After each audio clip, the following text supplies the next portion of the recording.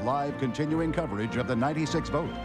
Once again, from ABC News World Headquarters in New York, Peter Jennings.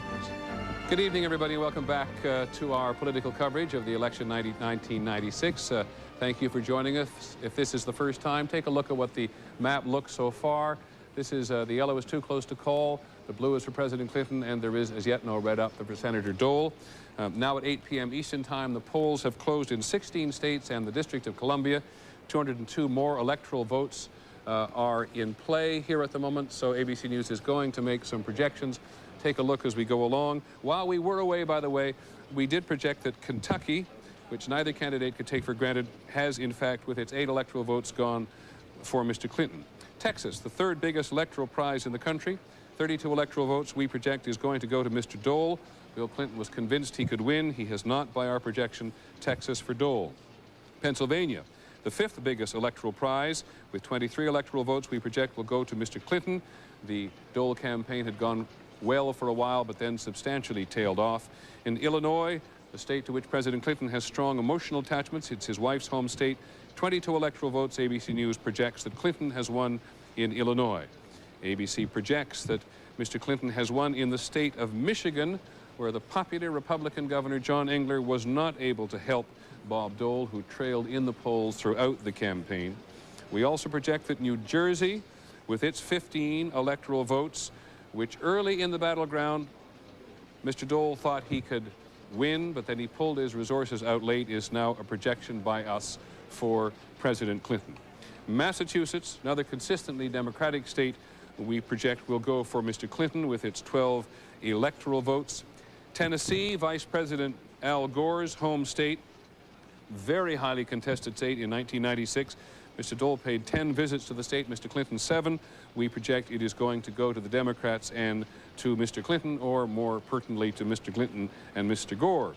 Missouri, a bellwether state, voting for every presidential winner but one, President Eisenhower, 1956. In the 20th century, we project that its 11 electoral votes will go to Mr. Clinton. Maryland, one of the more democratic states, most democratic states, in fact, 10 electoral votes we project will go for Mr. Clinton.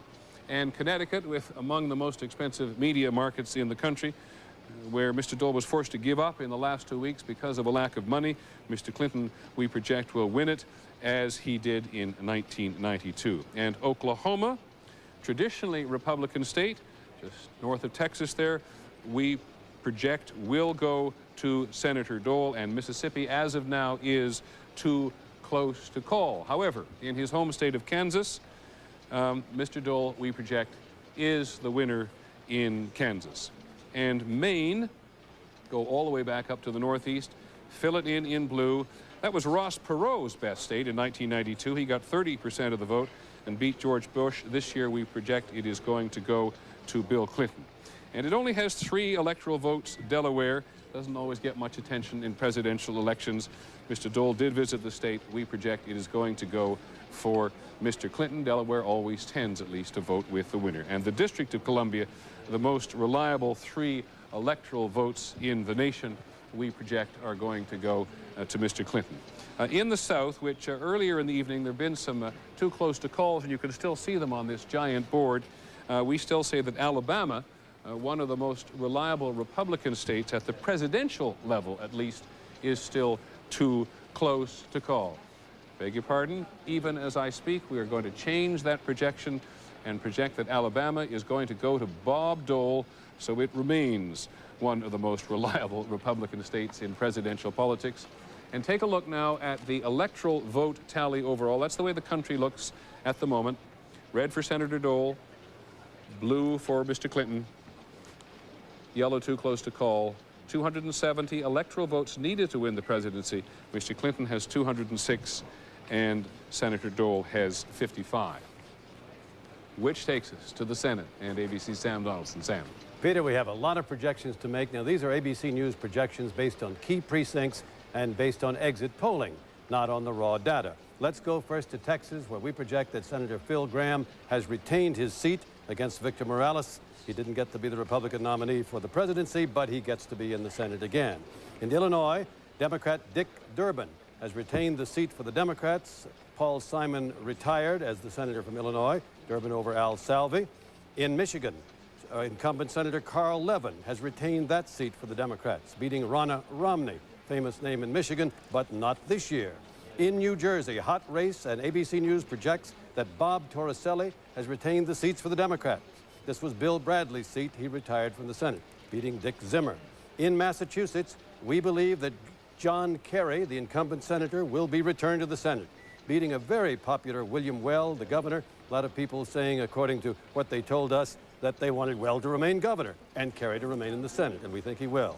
In Tennessee, the lawyer-actor turned politician Fred Thompson, who won 2 years of Al Gore's term 2 years ago, has won a full Senate seat, we believe, beating Republican Democrat Houston Gordon.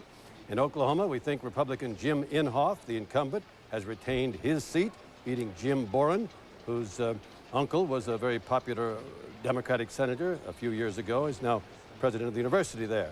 In Kansas, there are 2 seats up, and in the seat that Nancy Kassebaum is vacating, she's retiring, we believe that Pat Roberts, who's presently in the House of Representatives, is going to move to the Senate, retaining the seats for the Republican, beating Sally Thompson, the Democrat. The other Kansas seat, which is the remaining 2 years of Bob Dole's unexpired term, we think it's just too close to call at this time. Sam Brownback in the House versus Jill Docking, too close to call. In Maine, an important race, a toss-up, and we think it's too close to call, with Susan Collins trying to retain the seat for the Republicans. Bill Cohen is retiring over a former governor, Democrat Joe Brennan, too close to call.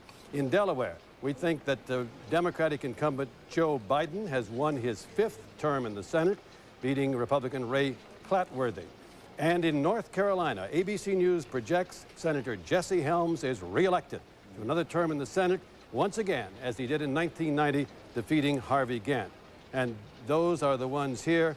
I think in Georgia, we also have a projection, if it's going to come up, and there it is, Democratic contender Max Cleland, a former veteran administrator. He only has one arm for the Vietnam War. He lost an arm and 2 legs. Will be in the United States Senate, defeating Guy Milner, the Republican contender. So this means, Peter, when you go through all of this, and you remember that we projected that Republican Senator Bob Smith had lost in New Hampshire, a pickup of 1 Democratic seat so far in the United States Senate. As we always do on election night, we go through these projections in a pretty big hurry to get on the record and tell everybody, you know, so forth. But there are a couple of very interesting ones in there. Let's go with the most recent one in Georgia, Max Cleland, who ran against Guy Milner, a very rich businessman. That was a very tough race, wasn't it? Well, Guy Milner ran for the governorship and lost 2 years ago, but Max Cleland was Jimmy Carter's veteran administrator. As I say, he's in a wheelchair. He's a veteran from the Vietnam War, and a lot of people, if they'd lost an arm and 2 legs, would just have folded up, but not Max Cleland. He was way ahead in this race, but I'll say that Guy Milner closed the gap. We don't have the percentage yet, but we are projecting that Cleland will be in the Senate. And give us just one more note, if you will, on the race that got an awful lot of national attention, which was the Kerry-Weld race in Massachusetts. Well, that was kind of a toss-up. It was a gentleman's race until the very end, and then Governor Weld began running some negative ads on John Kerry.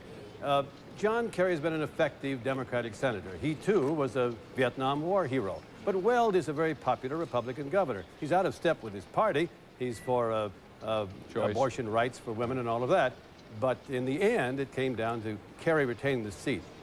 Now, we have another projection for Mississippi, and incumbent Thad Cochran has easily won re-election, we believe, to retain that Republican seat in Mississippi. Okay, Sam, thanks very much. And while you mentioned Mississippi, we have, as our second political guest of the evening, Senator Trent Lott of Mississippi, who has just joined us, a real power in the Congress, in the last Congress, certainly, the 104th Congress. Good evening, Senator.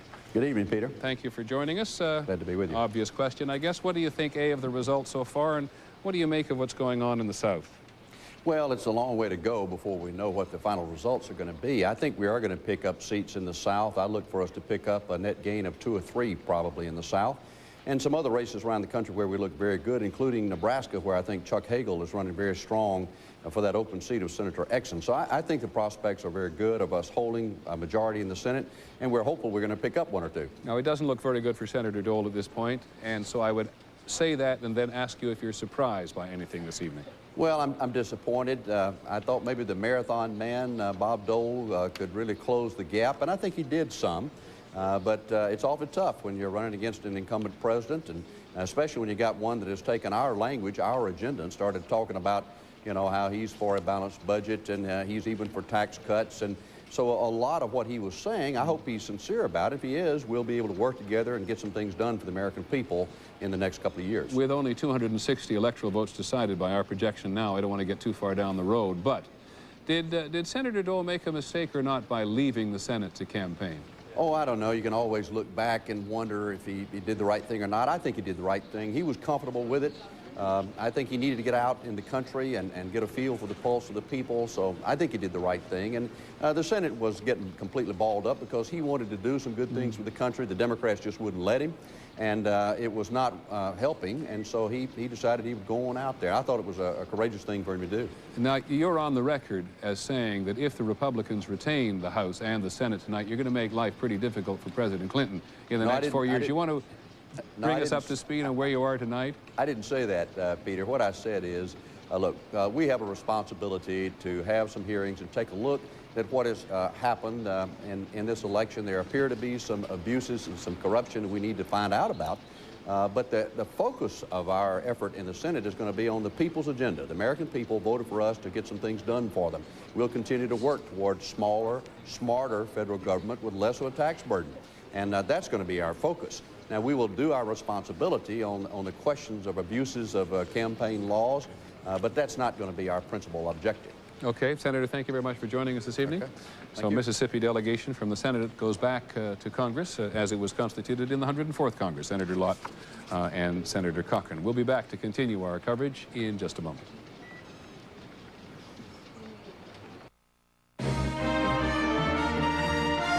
ABC News live coverage of the 96 vote continues. Once again, Peter Jennings. Welcome back to our coverage of Election 96. We're sort of awash in projections here at the moment at various levels. And perhaps in a second you take a look at the board, but a couple of governor's races, which we are now able to project. In Tennessee, we project that the incumbent Governor Thomas Carper, running for a second term, has been reelected to a second term. They're running for a higher office, those guys are at the moment. And Missouri, we project that the incumbent Governor Mel Carnahan, who is seeking a second term, he was elected in 1992 as 60% of the vote, has been reelected the second term. Now, while you take a look at our great big board up there, I want to introduce you to another member of our political staff here, who we argue around here is another very good reason to watch our coverage this evening. But very briefly now, if you look at the presidential board up there, President Clinton now has Florida, New Hampshire, Oklahoma, Vermont, West Virginia, and Kentucky. Pennsylvania, Illinois, Michigan, New Jersey, Massachusetts, Tennessee. Very tight fight in Tennessee. The Republicans were looking to embarrass Al Gore in Tennessee as much as anybody else. Maryland, Missouri, Connecticut, Maine, Delaware, and the District of Columbia, of course. Alabama goes to Senator Dole, as does Oklahoma and Kansas, and Texas. Big prize, Texas, which Mr. Clinton thought he could embarrass Mr. Dole, goes to Senator Dole. I'd like you to meet Gina Smith, who is in charge of ABC's World Politics Now on the Internet. Gina, tell me very briefly how people can participate in this tonight, because they can more than at any other time in the past, can't they? Very exciting. Now, viewers can join us, actually. They can share their commentary with us as the events progress, either by joining us on our worldwide website, which is www.politicsnow.com, or on America Online. And they can send us their comments, and we can share them with you. Now, I'm looking at some notes you gave me earlier today, and you say you can get viewer feedback as quickly as we want. For example, here's some right here. We have one right here. We've been talking to people about why they voted like they did today. This message here comes from a Lawrence Kramer over the web from our site. Do we know where he is coming from? He did not give us his town or his state, okay. Unfortunately. And it's always up to them. They can be as anonymous as they'd like to be. He says, Bill and Hillary Clinton embody everything that is wrong with my generation, a moral compass borrowed from Robin Hood, no sense of shame, and a derisive attitude toward duty. Another one comes from who he says he's an older viewer, and he says, when I punched Clinton's name on the ballot this morning, I walked in the shoes of my father. He cast his first vote for Al Smith, voted 4 times for FDR, and felt he made a real difference when he voted for JFK. I fear Clinton may be more of a Grover Cleveland than a Harry Truman. but he is the heir of a That's glorious amazing. tradition. You can also give us some issues later on this evening, right? Absolutely. Okay. Gina Smith, welcome to our political team. It's Thank really you. nice to have you. Gina appears on Good Morning America. Koki, you have something on the House. Well, finally, Peter, here you are projecting away in state after state I for can the hardly Senate and keep the up. President. And we finally have one measly House race that's a close race that we can call, which is one of those endangered Republican freshmen. Ed Whitfield in Kentucky has beaten his Democratic opponent, Dennis Nell. Now, that's important, even though it's only one, because it is one of the ones that the Republicans were very nervous about and felt if they had lost it, along with a few others, that they would be in very bad shape. They have won it. And it shows you that I think what we're likely to see is a long night of very even divisions. For instance, we've already called the Senate race in North Carolina for Jesse Helms, the Republican. But we have some House races in North Carolina, and these numbers now, the 2nd District, these numbers are much too early to believe. They're just a couple of precincts reporting, but this is a freshman Republican who is very much endangered, Mr. Funderburk in North Carolina. So maybe you'll see a Democrat winning there. And here again, in the 4th District in North Carolina, this is, again, these numbers are too early, but this is a rematch of David Price against Fred Heineman. Heineman defeated Price 2 years ago. Now Price might be defeating Heineman. So people could be voting Democrat for president, Republican for Senate, coming back voting Democratic for the House of Representatives. What I'm incredibly struck about when doing my homework for the House, and we have to be brief about this at the moment, is how it was a liberal extremist versus a conservative extremist in one race after the other. And what people wanted in each case was moderate, and each candidate tried to show the other guy was the extremist while he was the moderate. The truth is there's a good many extremists out there. Going into tonight, did you think that the House was really going to be as close as it appears to be turning out to be? Not as close, perhaps as slow.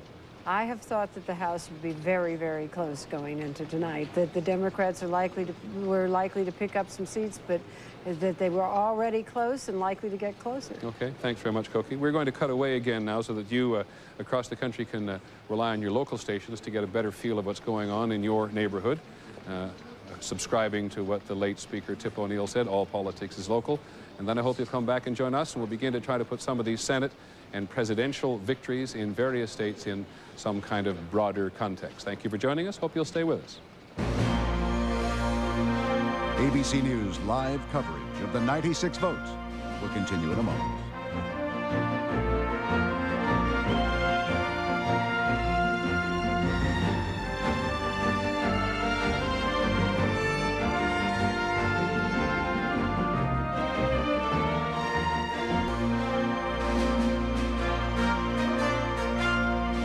This is ABC News live continuing coverage of the 96 votes. Once again from New York, Peter Jennings. Good evening, everybody, and welcome back to our political coverage. It is 8:30 p.m. in the East. The polls have now closed in one more state, and it won't be long before we'll give you a good wrap-up on everything that we have projected so far. But now the polls have closed in the state of Arkansas. With its 6 electoral votes, and ABC News projects that Arkansas is going to go to President Clinton, which will come as a great relief to him, undoubtedly. We had earlier projected Indiana as going to Senator Dole, voted Republican in the last 7 elections, should come as no surprise. By the way, Mr. Clinton's home state of Arkansas is the only state that he won in 1992 with more than 50% of the vote. And one of the questions tonight will be, as he continues to pile up electoral votes, he now has 212, as to whether or not he's going to reach that, plateau of 50% of the vote, because that is going to be the great question about the Clinton mandate if, as everybody now expects, it turns out he wins. Now, I want to go to our data port here because there are still some races which are too close to call. Let me go first to Georgia and show you the presidential race in Georgia at the moment. Only 8% of the precincts reporting, by the way. The Democrats held the Senate seat in Georgia, but the presidential race is too close to call, as it is in Virginia. Also too close to call, but 23% of the precincts reporting there. Senator Dole has a slight edge, doesn't mean much at this time of the evening. North Carolina, where we've already called the Senate race for the Republican Senator Helms, we now see 12% of the precincts reporting. Senator Dole a significant lead there, but again, it doesn't mean too much. South Carolina in the presidential race, 16% of the precincts reporting still too close to call. What else have I got there? That's all I have. Speaking of the South, by the way, a little while ago, I incorrectly said that Governor Tom Carper of Tennessee had been reelected. My profound apologies. He's the governor of Delaware, and he's been reelected, not of Tennessee. And one small note about another governor. We learned tonight that Governor Kirk Fordice of Mississippi was injured in a traffic accident this evening, is being treated at the hospital. We do not yet know how well or how well he is or how badly he has been hurt. We'll check in, let you know, think of him, and wish him obviously our best. A source from the Clinton camp tonight, someone who's spoken with the president this evening, says he is very satisfied that he changed his schedule in the last several days to campaign for some senatorial candidates, most notably Massachusetts and New Hampshire, where the Democrats, John Kerry won in New Hampshire, Congressman Sweat won in New Hampshire, unseating the incumbent Republican senator there, and in New Jersey, where ABC News has projected that Torricelli, the Democrat, is the winner there. And that's going to take us right to Lynn Sherr, who covers our exit polls. That's our projection in New Jersey, that Torricelli will beat Dick Zimmer, the Republicans. This is one of the meanest, nastiest, most expensive, once most expensive, put a sort of unattractive adjective on it, and that's what it looked like in New Jersey. We perhaps here in New York noticed it more than you did, but it certainly was not something to be proud of in either candidate's case. At any rate, how do they feel about that race? Let's go to ABC's Lynn Sherr, who looks at the exit polls. Lynn? Peter, what we found across the country and in New Jersey is that voters, by a slight majority, don't like what the Republican Congress has been doing. By a larger majority, they disapprove of the way Newt Gingrich has been behaving. Now, take that to New Jersey. Of those who said they disapprove of the Republican Congress, here's why, one of the reasons why Bob Torricelli won. 84% voted for Torricelli, only 14% for the GOP Congressman Dick Zimmer. So disapproval of the Republican Congress.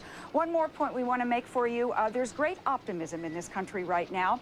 We asked voters whether they thought the country was going in the right direction or on the wrong track. Well, 2 years ago, when that Republican Congress got in, by the way, only 39% thought the country was going in the right direction. Today, more than half, 53% say we're going in the right direction. Peter? Okay, Lynn, thank you very much. On the subject of going in the right direction, Jeff Greenfield and I have often talked about the law of unintended consequences. Congress and the presidency tonight compared to '94, quite a change. No, we're talking so much about the House and the Senate, and it just occurred to me, you know, Bill Clinton is heading toward 270 tonight. The best thing that happened to Bill Clinton in the last 2 years happened 2 years ago tonight when he lost the Congress. The takeover of the Congress by the Republicans and the conservative revolutionaries so scared the liberals, they absolutely deigned to run a primary against him. Most Democratic presidents face a primary. It gave Clinton running room to get to the center without alienating his left. And I don't know if they'll ever say that publicly, but they have said it to some of us privately. Thank God the Republicans won the Congress 2 years ago. It helped re-elect Bill Clinton tonight, if that's where we're heading. Okay, Jeff, thank you very much. I wonder whether or not Congressman Dick Armey of Texas, the 26th district specifically, is listening. He's our third political guest to join us this evening. Congressman, thank you, for joining us. Did you hear what Jeff Greenfield said a moment ago? Well, yes, I did. And I tell you, Peter, I'm having the most fun watching you guys today.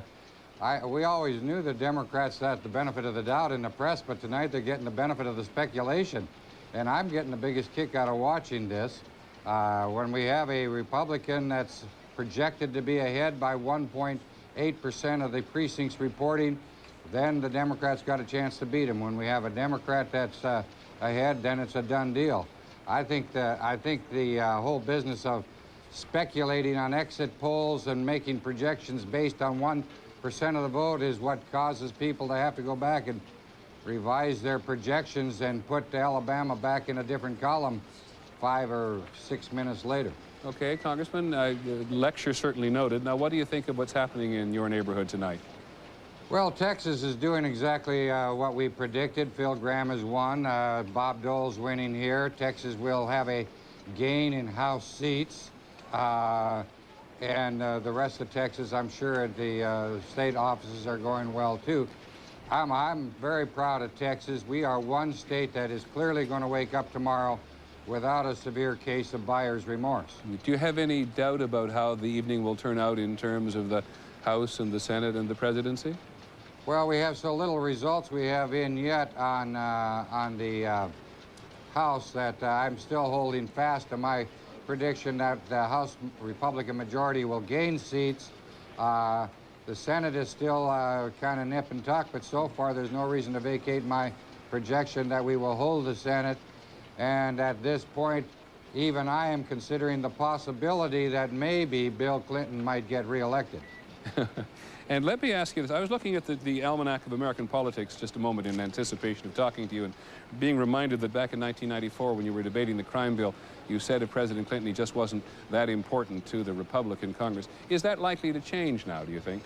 Well, it seems to me that President Clinton needs to be more active and more assertive and more involved in the process of making legislation. If the president were to actually act out the part of an active president taking initiative along the lines on which he campaigns, then I think he can work in partnership with a Republican Congress. The president, I don't think, can afford this second term if he wants to have a place in history that's at all secure. And if he's reelected, he'll have to actually write some legislation and send it up to the Hill and participate more in the process of trying to enact legislation. We saw a little bit of that ability late in this past year when he was out campaigning and Leon Panetta got more involved in the legislative process. So it isn't impossible that we can have an assertive legislating activity from the White House. We haven't seen much of that, but certainly that is within the realm of possibility if the president wanted to become more involved in actually making law. Congressman, thank you very much. Congressman Dick Armey from Texas, one of the brightest and often the most outspoken members of the Congress. As to how things are going in the House at the moment, Cokie Roberts. Well, Congressman Armey is the majority leader, and from his perspective, the House is obviously the most important thing. We have running totals that of people who were not in very tough races, and they have been reelected in some states. So out of 198 current Democrats, we have now 94 new Democrats. Out of 236 current Republicans, we now have 115 new Republicans and a loss of 1 Democrat in our running total so far tonight. So it's a long night ahead on the House. Mr. Armey will have to wait. Okay, Cokie, thank you very much indeed. Mr. Armey, talking about influence, and we're going to come back in a minute and talk about the various forces in the country which have tried to exert their influence in this particular election campaign, not least of which the enormously expensive campaign put on by organized labor. We'll be right back. ABC News coverage of the 96 vote continues. Once again from New York, Peter Jennings. Welcome back to our political coverage. You want to go to Little Rock right now and check in with the Clinton campaign. ABC's Britt Hume, the White House correspondent's down there. Britt, what's he been doing so far this evening? Peter, it will astonish you, I'm sure, as it did me to learn that when the Florida call was made by us, that Mr. Clinton was sleeping, according to his staff, and was awakened by one of his political aides and was said to be understandably jubilant. So the president has been sitting there after taking notes and working the telephone and is said to have made a congratulatory phone call to Dick Swett, the Democrat who won that seat in New Hampshire. Peter? Britt, how does it compare down there tonight to 4 years ago? Well, 4 years ago, we didn't have anything like as beautiful a night here. Accounts of that night given to me indicated that it was a cold and raw night. The greater sense of apprehension there has been today. There's been a carnival atmosphere in this city today. No one in any doubt of the outcome all day at any time. And the atmosphere can only be described as festive. Tell me what we're looking at the moment. Well, this is the old State House, Peter, a very picturesque building that sits amid a lot of modern buildings in the heart of downtown Little Rock. This is where the president first announced he was running 4 or 5 years ago. This is where he celebrated on this night 4 years ago, and it is a matter of custom now that this is the platform to which he will come later tonight to make his statement. There's a whole long card of entertainment, details of which I won't even go into, that will precede him. Okay, Britt, thanks very much. Get back to you a little later on. ABC's Sam Donaldson wants to make a projection on the Senate. Sam. Well, Peter, we'd already projected one of the Kansas races, the one that Nancy Kassebaum gave up that seat, a Republican. We said Pat Roberts had won that one, according to our exit polls and our key precincts. We are ready now to project the other Kansas race. This is the 2 years of Bob Dole's unexpired term, and we believe Republican Sam Brownback, who has been a member of the House of Representatives, has won it and defeated Jill Docking. Looking at some races that are too close to call, in Arkansas, the president may have swept his state, But Tim Hutchinson, a Republican, is in a close race with Winston Bryant, the Democrat. Now, that is David Pryor's seat, a Democratic seat, and Bryant has to hold on to it if the Democrats are going to make real gains in the Senate. In Maine, another very close race, too close to call. Susan Collins trying to retain the seat for the Republicans. Bill Cohen gave it up. He retired against Joe Brennan, a former Democratic governor. And in Virginia, this may turn out to be the Senate race of the evening. John Warner versus Mark Warner, too close to call. John Warner is a Republican who went against his party, against Oliver North when North was running for the Senate. He won the nomination. It was a crossover state. Democrats could vote in that primary.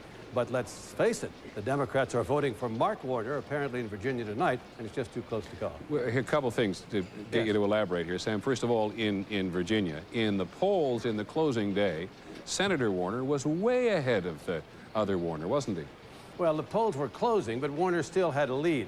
Two things happened in that campaign. Mark Warner spent a lot of money. He's worth about $100 million, and he threw a lot into it. Here's an interesting statistic for you.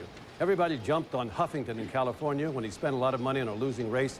He spent about $2.05 per voter in California.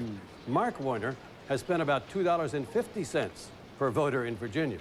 And secondly, about 3.5 years ago, John Warner's ad agency put out an ad in which they had lifted Mark Warner's head and imposed it on Chuck Robb's body. Now, Chuck Robb is the incumbent Democratic senator, not up for election. Right. And Robb was shaking hands at the moment in the picture with Douglas Wilder, a former governor of Virginia, an African-American. Well, John Warner said he had nothing to do with it. He fired his ad agency, but it gave Mark Warner an opening, left a bad taste in a lot of people's mouths. And the other thing, which would be quite a change, at least in ideological terms, is the projection you made for Brownback in Kansas. Much more conservative than the Republicans that Kansas usually send to Washington, right? Well, yes, much more if you count the old Bob Dole versus the sort of new Bob Dole who came this year. Certainly much more conservative than Nancy Kassebaum, but that was the other seat. But what we have so far in the Senate is a pickup of 1 for the Democrats. In New Hampshire, we project that Bob Smith, the incumbent Republican senator, has lost that race to Dick Swett. But so far, what's happened is that the other Republicans, Jesse Helms in North Carolina, who had to hold their seats, have, and the other Democrats, John Kerry in Massachusetts, Max Cleland holding a Democratic seat in Georgia, have. So, I mean, this Senate race to see who organizes the Senate could really go down to the wire, certainly into the western states. Sam, thanks so much. You've introduced the subject of money, which brings me back to David Brinkley. David, we've been sort of muttering about the influence of money this year in politics.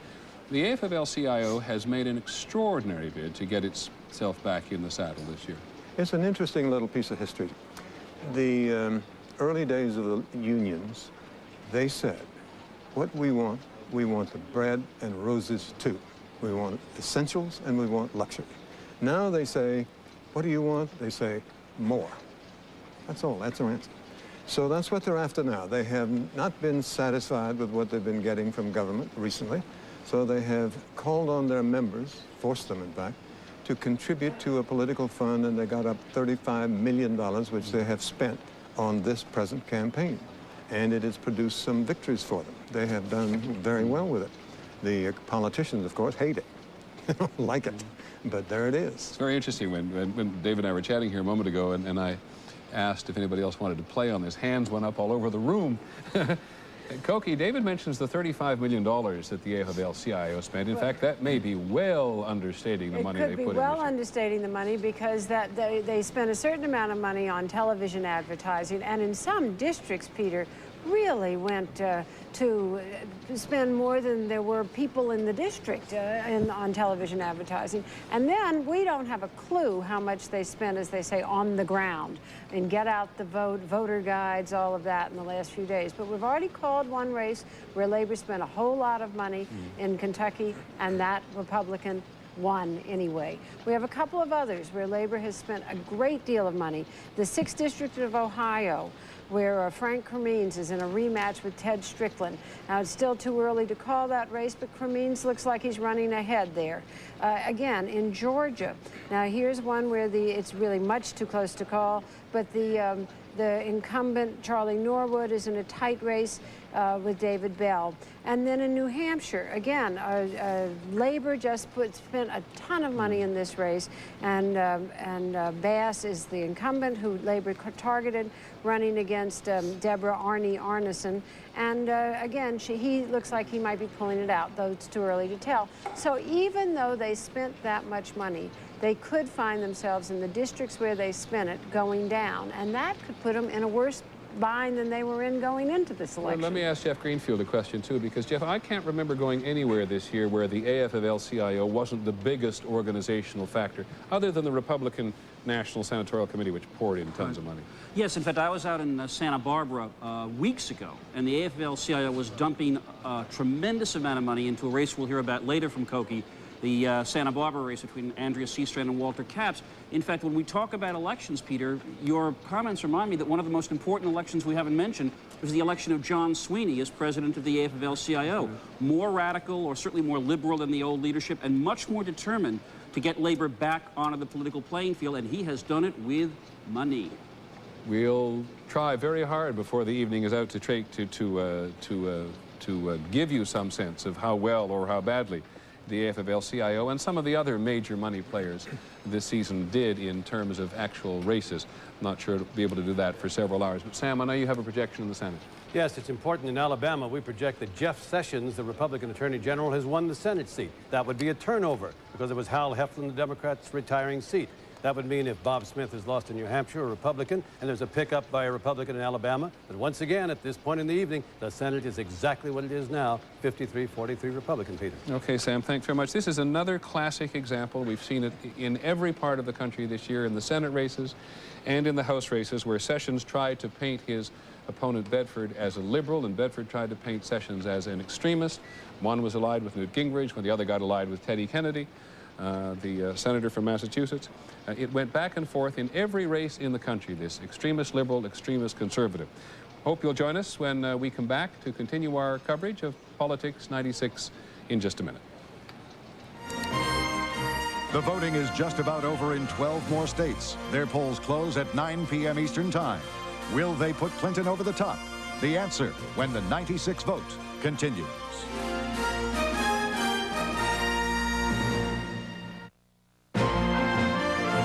This is the 96 vote.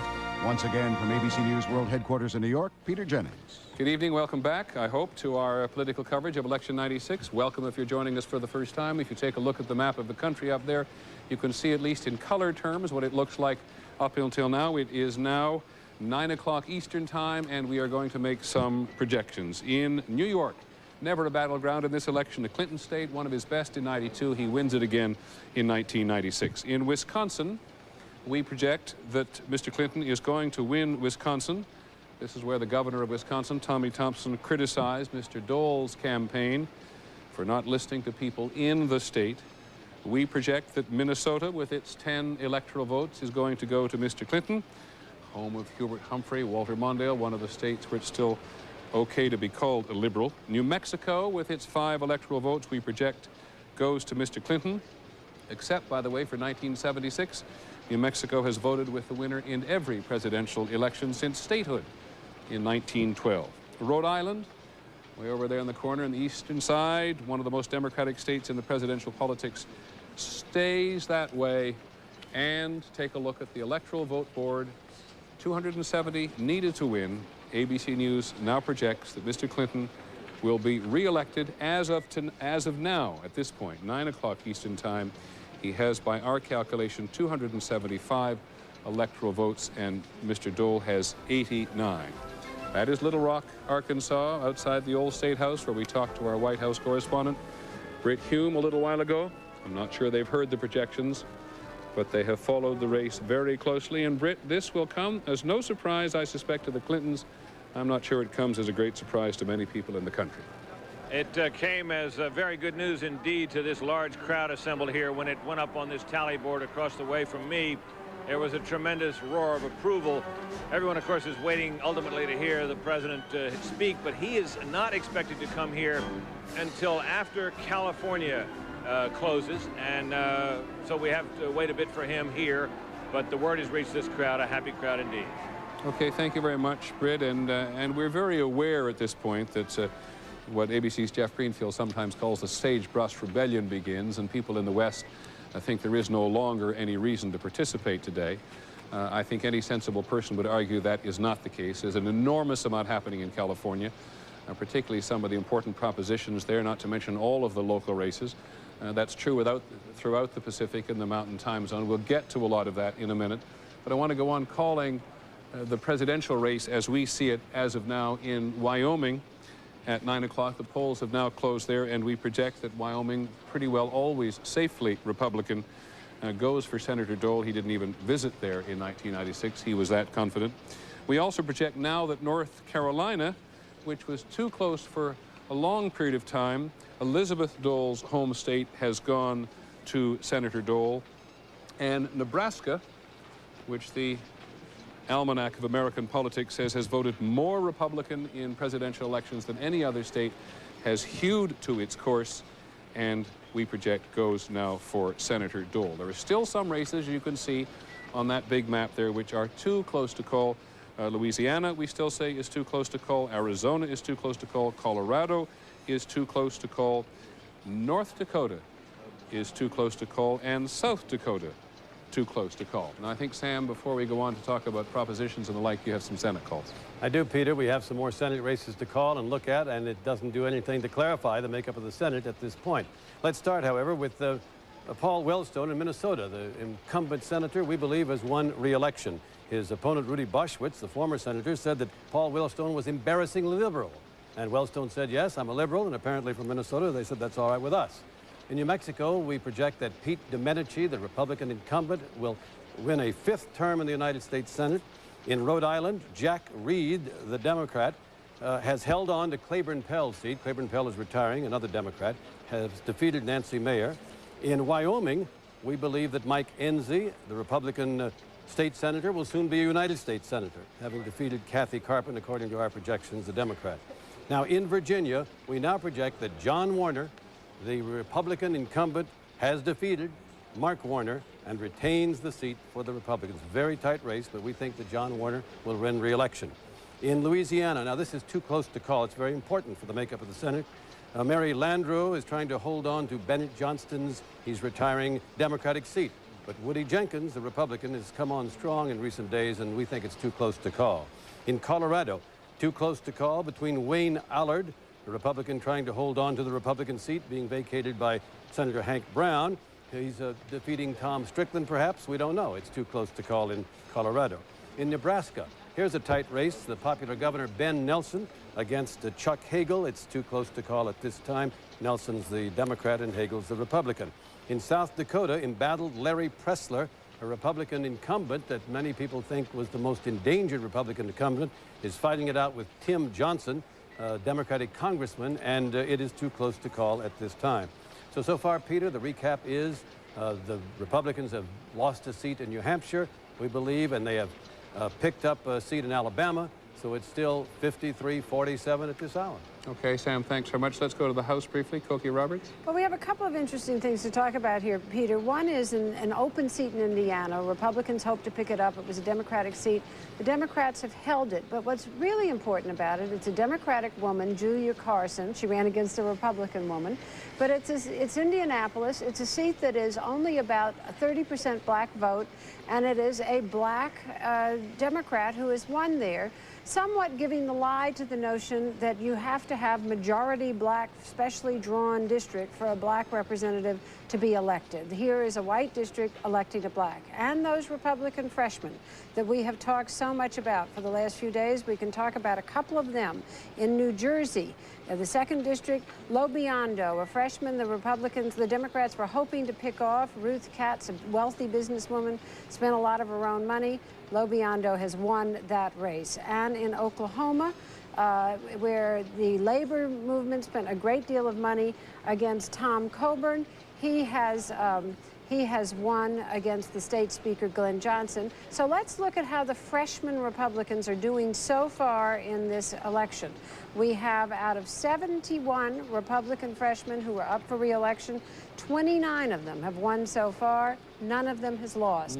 Of the Democrats, 17 freshmen up, 9 have won so far, 1 appears to be losing. So those Republican freshmen, at least so far, are doing pretty well. Well, I'm going to say that's the most, in some ways, the most important thing I've heard you say in a long time. No offense intended. Thanks a I lot. apologize. Well, because we were talking about the Republican freshmen, which has been the big target. There's 71 of them are candidates and 29 have won, and none of them have lost. Well, but 29, some of them were not in terrible trouble. But now we've got 3 of them who were in trouble we've called that have won. And we've got a Democrat who appears to have lost, and we have them doing better than the Democrats thought they would. Anyway, they thought they were going to do this well. And would you also agree that doing somewhat better than conventional wisdom said they would do? Well, then some conventional wisdom. Thank you very much. I know would with like to say apologies. that I would not. I was never on that team. With apologies to Dick Armey. You. Yes, I quite agree. Okay, now we're very mindful, I promise you, that of this debate that goes on in the West about having projected the president as having gained the 270 electoral votes. We'll come back in a minute and talk about all of the other politics going on out West. But remember, in California particularly, you've got several very important initiatives, including Proposition 209, which we've just been looking at here, which is the California Civil Rights Initiative, which is perhaps certainly among the most important contentious propositions on the ballot anywhere in the country today. So there is every reason, if you have not voted in the Pacific time zone, to do so. And just a reminder that in Colorado, the polls, mind you, have closed in Colorado. On the presidential level, it is too close to call. So is Arizona, so is Louisiana, and so are the 2 Dakotas. We'll be back in a moment to talk to the president's chief of staff. ABC News live coverage of the 96 vote continues once again from New York. Peter Jennings. First, a piece of news from Mississippi. We told you earlier that Governor Fortas had been injured in a traffic accident this evening. The doctors say he is suffering from a fractured ribs and a severely lacerated, possibly severed ear. His injuries do not appear to be life-threatening. Not good news, but not the worst news for Governor Fortas in Mississippi this evening. And we're joined now by another of our political guests this evening. The President's Chief of Staff is with us, Leon Panetta. Mr. Panetta, I'm embarrassed to say I don't even know where you are at the moment. Hi, Peter. You're in Little Rock. I'm not quite sure where I'm at either. I think it's in Little Rock, in front of the old State House where the president will appear later this evening. Okay, well, I apologize for not knowing. I want to ask you a personal question, first of all. You're going to stay on the job?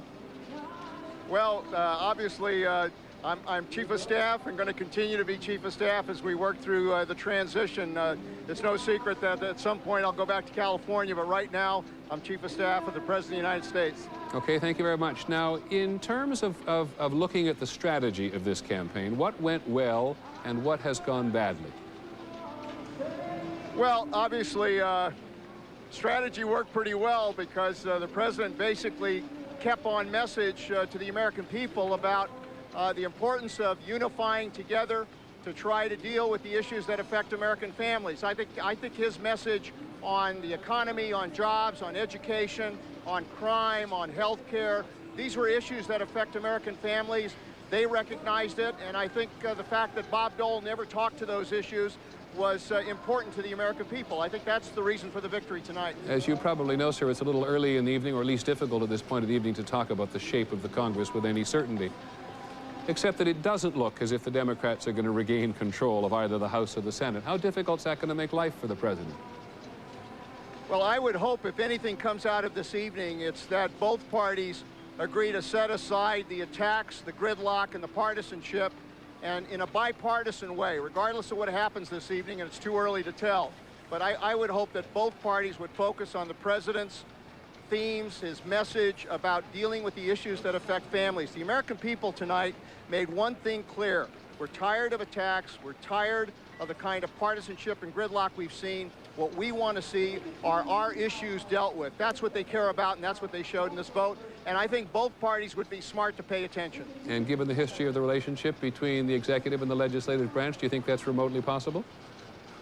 I think if you look at the last few months of working with this Congress and our ability to get minimum wage done, our ability to get health care done in the Kennedy-Kassebaum bill, our ability to get our budget done, if you look at those issues, we did some important successes because they were willing to move towards the president's position. If they're willing to do that in this next Congress, assuming that they win a majority, I think we can serve the American people. I did one more personal question. It's not about you, it's about the president. But we both know that he is 50 years old. He'll be 54 when his second term ends, if our projections are correct. Do you and he ever talk about that? I think the president always looks to where he's been, and I think the key to this president is he's never forgotten his roots here in Arkansas and what he's about. He knows that the future belongs to the young people that are coming up, and it's that focus that I think keeps him on message with regards to where the American people are. Okay, thank you, Mr. Panetta, for joining us. We'll talk to you from Washington Peter. Next time, I suspect. Leon Panetta, the president's chief of staff, who, rumor hath it, would like to run for the governorship in California someday. At any rate, he talks about what he thinks the issues are that the president has won on. Let's go and see what the voters thought today. ABC's Lynn Shure on our exit poll. Lynn. Peter, what really worked for the president tonight was the economy. It was cited, economy and the jobs cited as the #1 issue by most, cited as the #1 issue by a lot of voters, and of them, they all think it's doing just fine. These are people who also voted for Bill Clinton. Let's take a look. Of those who said the #1 issue was the economy, Bill Clinton got 60% of their votes. Bob Dole, only 28%. The economy working for the president. Another big thing that worked for him was the women's vote. Here comes the gender gap again. Of the people who voted for Bill Clinton, the Clinton vote, 44% of men, but 54% of women, more than half. That's a very sizable and a good gender gap for the president. Now, those are all positives. What about the negatives? There's a real big one. We asked voters whether they believe that President Clinton is honest and trustworthy. Listen to what they said. 42% said yes, the president's honest and trustworthy, but more than half, 53%, believe the president is not honest. Peter? Thanks, Lynn. I was just actually trying to write those figures down as quickly as I can, because on the gender gap, we're talking here about a very calculated move by the president this year to campaign to women, particularly to suburban women. We sometimes confuse the gender gap as somehow thinking it's women's issues. Women's issues are men's issues when it certainly comes to economic matters. And on the honesty question, 42% thought he was honest and forthright or trustworthy, and 53% he did not. It is clear, I think, to a lot of people throughout the country, certainly many we have talked to, that they voted for the president today on the economy, and in some cases they crossed their fingers or perhaps other things when they were looking towards him in terms of character and trustworthiness. And the big question for the president tonight for many people will be whether or not there was a Clinton mandate, whether or not he gets 50% of the vote in his favor facing a Republican Congress. Now, I want to move on just a little bit here and ask Cokie Roberts again. Now, Cokie, I beg your pardon, you're on station Sam. Projection? I do. I have a projection from Nebraska. ABC News projects on the basis of exit polls and key precincts that Chuck Hagel, a Republican, has won that seat over Ben Nelson, the popular Democratic governor. Not popular enough this time. And that is a switch. It was a seat that Senator Jim Exon, a Democrat, had held before his retirement. If the Senate were frozen at this moment, it would mean a pickup of 1 in the Senate for the Republicans. But I want to caution you, it is not frozen at this moment. I'm not quite certain, Peter, how we explain this. As I say, 2 years ago, Ben Nelson won a second term as governor with 74% of the vote. But Hagel is a very popular investment banker. He was in the then Veterans Administration under President Reagan. He held a post there. He's a wounded veteran of the Vietnam War. And he ran a lot of ads. And apparently the Democratic governor sort of took things for granted. The first rule in politics is never take anything for granted. Run scared. Ben Nelson didn't run scared enough. Well, the Republican National Committee, I know, ran a lot of ads saying Nelson was too liberal with your money. Well, so there's that. There's that liberal word again. Well, you saw in our projection for the presidency, Bob Dole has won Nebraska. A lot of people in Nebraska simply said they're going to vote Republican this year. Well, that's fine for Chuck Hagel. He's going to be the new Republican senator. Okay, Sam, thank you very much. I just want to, again, talk a little bit about this business of propositions or citizens' initiatives in various parts of the country. I think we've got one card or one graphic here which shows you a little bit of an initiative overview. I think we said there are more than 90 of them in 20 states, the largest number of initiatives since 1924. 94, actually. and 1914, not 1924. But there are a number of states on term limits in 14 states. Criminal justice is on the ballot in 13 states. Hunting hunters' rights is on the ballot in 10 states. 8 gambling. Government and legal reform. This, among other things, has to do with giving people additional funds in many cases. And there are several tax questions and several social issues. And there are these 2 big ones in California yet to come, which we'll talk about. The California Civil Rights Initiative out there. And the proposition to legalize marijuana for medicinal purposes. I want to get one quick comment from ABC's Jeff Greenfield on this question of poll closings and whether or not people spoil things. Very simply, if Dole had pulled an upset in the East, the Republicans would have been desperate for us to project that, to let the people out west know, get to the polls, we might be able to pull it off. The second point is we never know, when we talk about exit polls, who stays home. The Democrats who know they've won or the Republicans who know they've lost. I understand why the people on the West are upset. They feel disenfranchised. Every study I've seen says we don't know what the impact is. Okay, Jeff, thanks very much. I know in the last 2 elections, 4 years ago, 8 years ago, 3 of the states in the Pacific time zone, Alaska, Washington, Oregon, vote higher than the national average. California and Hawaii, in both instances, have voted at a lower than national average. So we'll see what happens tonight. We're going to cut away now to our local stations all across the country to bring you up with politics and local events, and we'll be back on the half hour. Hope you'll join us then. Parts of the country in the early stages, according to the polls, and does not appear to have taken in the exit polls. Now, we've got, by the way, speaking of incumbents and not throwing the bums out this year, here are 3 governors who are incumbents who have been re-elected tonight. Incumbent Governor Ed Schaefer, seeking a 2nd term in North Dakota, has been re-elected. Incumbent Governor Mike Leavitt in Utah has been re-elected, seeking a 2nd term. And in Montana, the incumbent governor there, Mike Roscoe, has been re-elected there.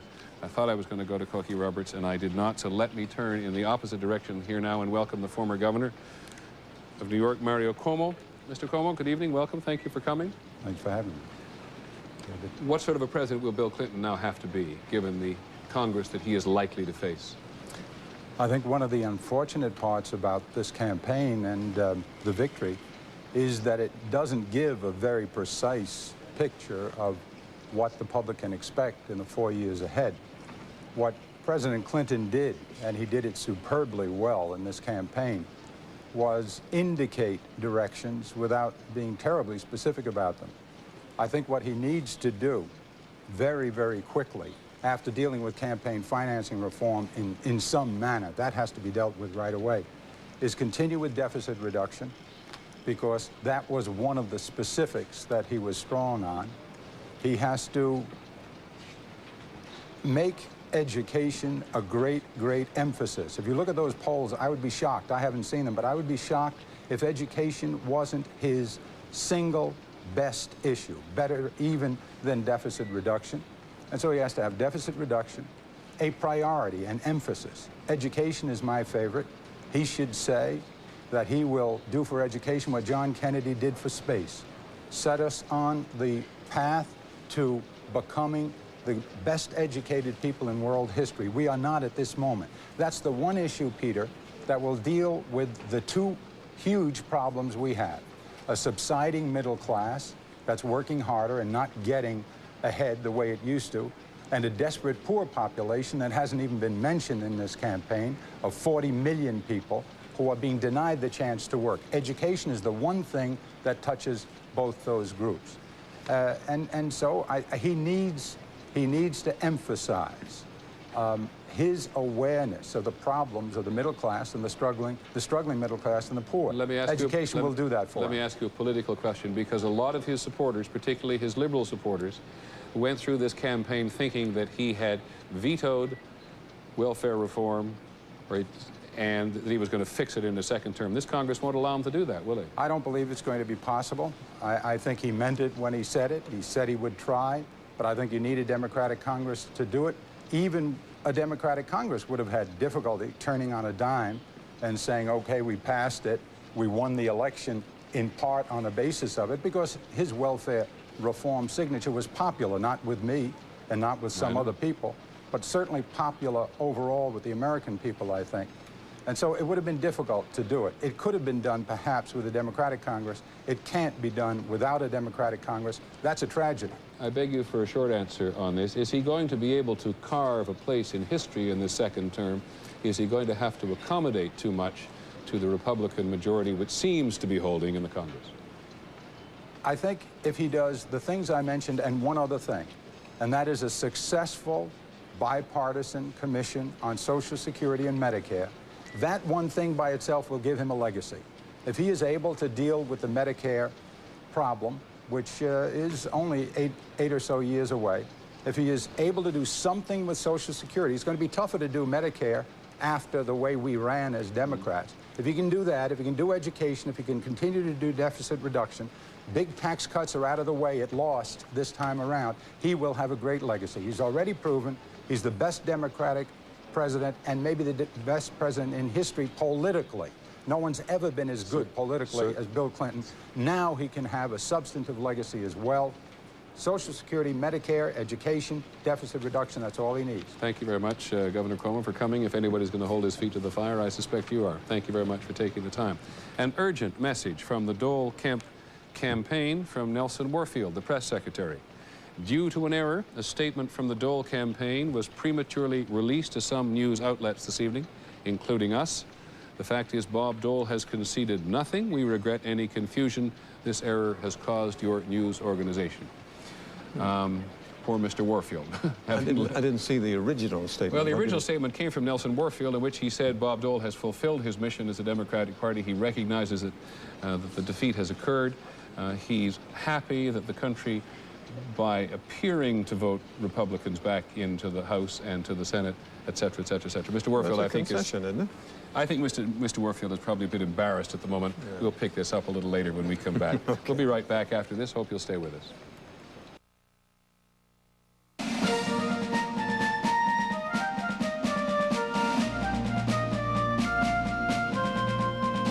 ABC News coverage of the 96 vote continues. Once again from New York, Peter Jennings. Welcome back to our political coverage. We're going to go straight to Sam Donaldson, who's going to make a very important projection in the Senate. Right, Sam? Yes, Peter. In the Senate, we project from the state of Arkansas that Tim Hutchinson, the Republican nominee, has become the new Republican senator from that state. And that's a switch. That's become a seat that David Pryor, the retiring Democratic senator, had held, and now the Republicans are going to hold it in the new Congress. That means at the moment the Republicans are 2 seats up on their own record. If the Senate were frozen at the moment, it would be 55 Republicans and, 45 Democrats. And on the basis of this, while that projection may not hold, we think that the Republicans will continue to control the United States Senate, Peter. Hasn't been a Republican from Arizona this century, am I right? Republican senator from Arizona this century? Somebody help me here. It's been a long time. It's been a long time. I think it was 19... We'll check. 30 something. We'll check, lest I embarrass myself. But Sam, I don't think there's been a Republican senator from Arizona this century. But you do now project, do I understand you clearly, sir, yes, that the Republicans are going to control the Senate? Well, even as you and Mr. Brinkley were talking, in my ear, our fine executive producer has said to me, remember way back in the beginning of the evening when we projected that Senator Bob Smith would lose in New Hampshire? Mm-hmm. He's a Republican. Mm-hmm. We are now saying, whoa, wait. It's too close to call. Now, if that's correct, I would then like to take back the fact that we're saying the Republicans will control the Senate. They may still do that. As I understand it, Sam, you are not sure your correction is correct. Is that Excuse right? me, hold it, guys. Hold it, hold it, hold it, hold it, hold it. Excuse, everybody hold it for a second. Okay. Yes. I can see the hole we're about to dive into. Sam? Well, first of all, I would like to get out of the hole individually. David, yes. We may have a problem. Not I, Kimosabe, alone. All right, let me just tell the folks at home one thing. Early in the evening, this happens sometimes. Not very often. We're enormously proud at ABC News of the people who run our vote service and our voter analysis project, Carolyn Smith and others. But on occasion, we draw back a little. We now wish to say that the projection that Senator Smith in New Hampshire was going to lose his Senate seat is not absolutely correct. We now wish to say, Sam, that it is too close to call. That's right. It's too close to call, and the estimable Cokie Roberts has just said to me, well, look, if Senator Smith retains his seat, why would you take back the projection that Republicans are going to retain the Senate? I thought about that a moment, and I said, she's right. If Senator Smith does retain his seat, it makes our idea that the Republicans will control the Senate and the new Congress even stronger. So I guess I'm batting 500 on this, Peter. David, you've been putting up with these two for how long on Sundays? With great pleasure for something like, I don't know, 20 Stay close to me, Koki, I need you. I've loved every minute All of it. right, now listen. All right, Koki, have you got some news? Yeah, I do. Koki, give us I some do news. have We had some enough of news this. because you remember a couple of years ago at this point where we had the remarkable news that Dan Rostenkowski had lost. Well, now the fellow who beat him, Michael Flanagan, called the Giant Killer, he has not surprisingly lost as well to Rod Blagojevich. Rostenkowski said at one point that he was on a plane with Flanagan, and he said to Flanagan, don't get too used to Congress, you're not going to be there very long, and he hasn't been. Now, that also means now we see 6 of these Republican freshmen losing. In the Pennsylvania 21st District, Phil English is losing to Ron DiNicola. In North Carolina, another freshman, David Funderburk, is losing to Bobby Etheridge. And in New Jersey, Bill Martini is losing to Bill Pascrell. So now those Republican freshmen are beginning to go down, Peter. 6 of them going, and our model of the House, unlike what we have been hearing all night that the Republicans hold it, are now showing it so close that whatever party wins will carry it by a tiny majority, but we're not ready to call the House of Representatives. Okay, Koki, thanks very much indeed. I want to turn to our political director, Hal Bruno, who works every precinct in the country, and talk just very briefly. We'll come back to it. We've hardly mentioned Ross Perot all evening. That's because he's not doing much. He's running under 10% in most places. He's only a shadow of himself from 4 years ago when he got 19% nationwide. New England, one of his strongest regions 4 years ago. Maine, he had 30% 4 years ago. Tonight, he's running at about 12%. In the Midwest, in Ohio, he had 21% in 1992. Tonight, he was around 6 or 7%. So he's not having much impact. So this visitation from the Dole campaign, which gave Mr. Perot, appeared to give Mr. Perot such an opening, he got up and talked a lot about character and money in the campaign in the last several days, does not appear to have given him a big boost? Not much at all. And also, this time, he didn't have the issue that he had 4 years ago. This time, the economy is healthy. 4 years ago, Perot was able to really do something with that issue. And also, you have to say, he hasn't worn very well with his followers. Many of them have simply deserted him. One other question, why it's so important to Mr. Perot, because if he doesn't reach what, he doesn't get financing next time round. He has to be above 5%, and I think he'll be above 5%. But again, only a shadow of where he was 4 years ago. Okay, Hal, thanks very much. Hal Bruno, and just to revisit it very briefly, we are now saying that the Senate race in New Hampshire is too close to call, and we will be back in a minute or so from now to talk to George Will. We're waiting for Senator Dole, who has not conceded. His press secretary is very careful to tell us in the second statement which Mr. Warfield has issued this evening. Thank you for joining us. Hope you'll stay with us. ABC News coverage of the 96 votes will continue in a moment.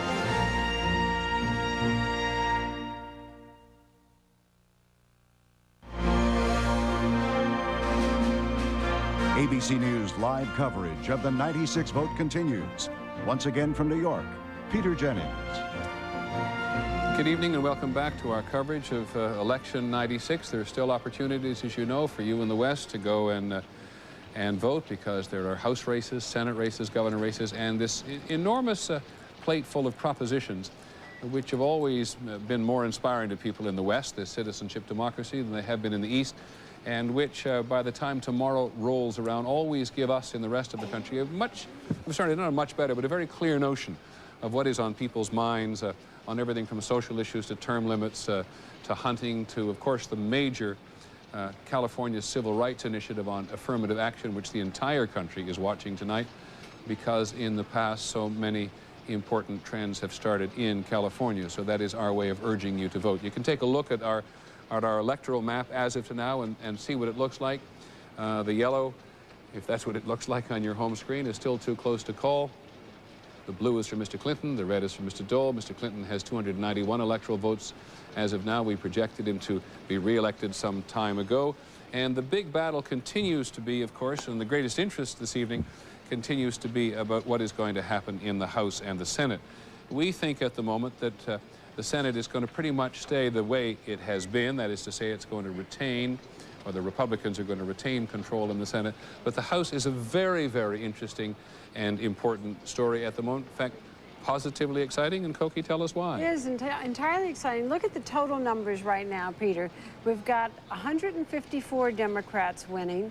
You've got 168 Republicans winning. That at the moment is a net gain for the Democrats of 5 seats. Now that doesn't sound like much because they need, by this number, 19 to win.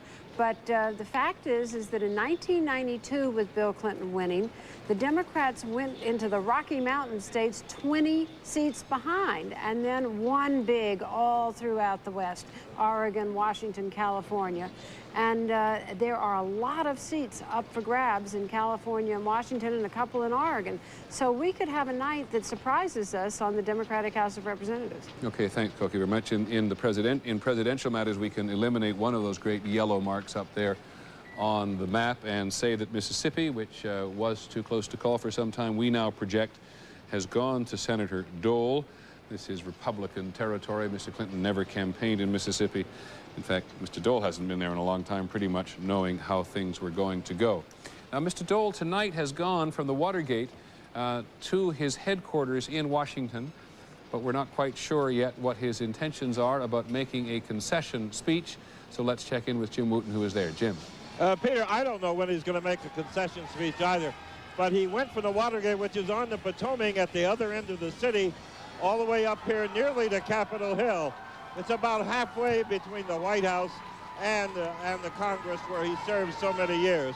Nelson Warfield's earlier statement about a Dole concession has now, as you reported, been withdrawn. I can well imagine, though I do not know, that the Republican National Committee in the form of Haley Barbour must have been on the phone immediately, given all those seats in California that are up for grabs that Koki mentioned. You don't issue a concession at whatever time it was, 9:10 or 9:15. So I think we can rest assured, though, that one of the things Senator Dole brought with him here to the Renaissance Hotel is a copy of a concession speech. Okay, thanks so much, Jim. Republicans perhaps remembering President Carter in 1980, who made his concession speech, which was what set off this great firestorm about projections and whether or not it had an effect in California. I remind you, there's still ample opportunity to vote in California, and many people in the country this year, even those who have complained about the projections which the networks have been making, and which can be found, by the way, in a variety of other places, that much of the voter turnout has been driven by issues and races which are below the presidential level. We would like to tell you something about turnout at the moment. We don't know very much. The only place, we've had any sense of it at all is in Kentucky. We haven't even had all of the results in from Kentucky, but very close to 100% returns into Kentucky, which closes fairly early.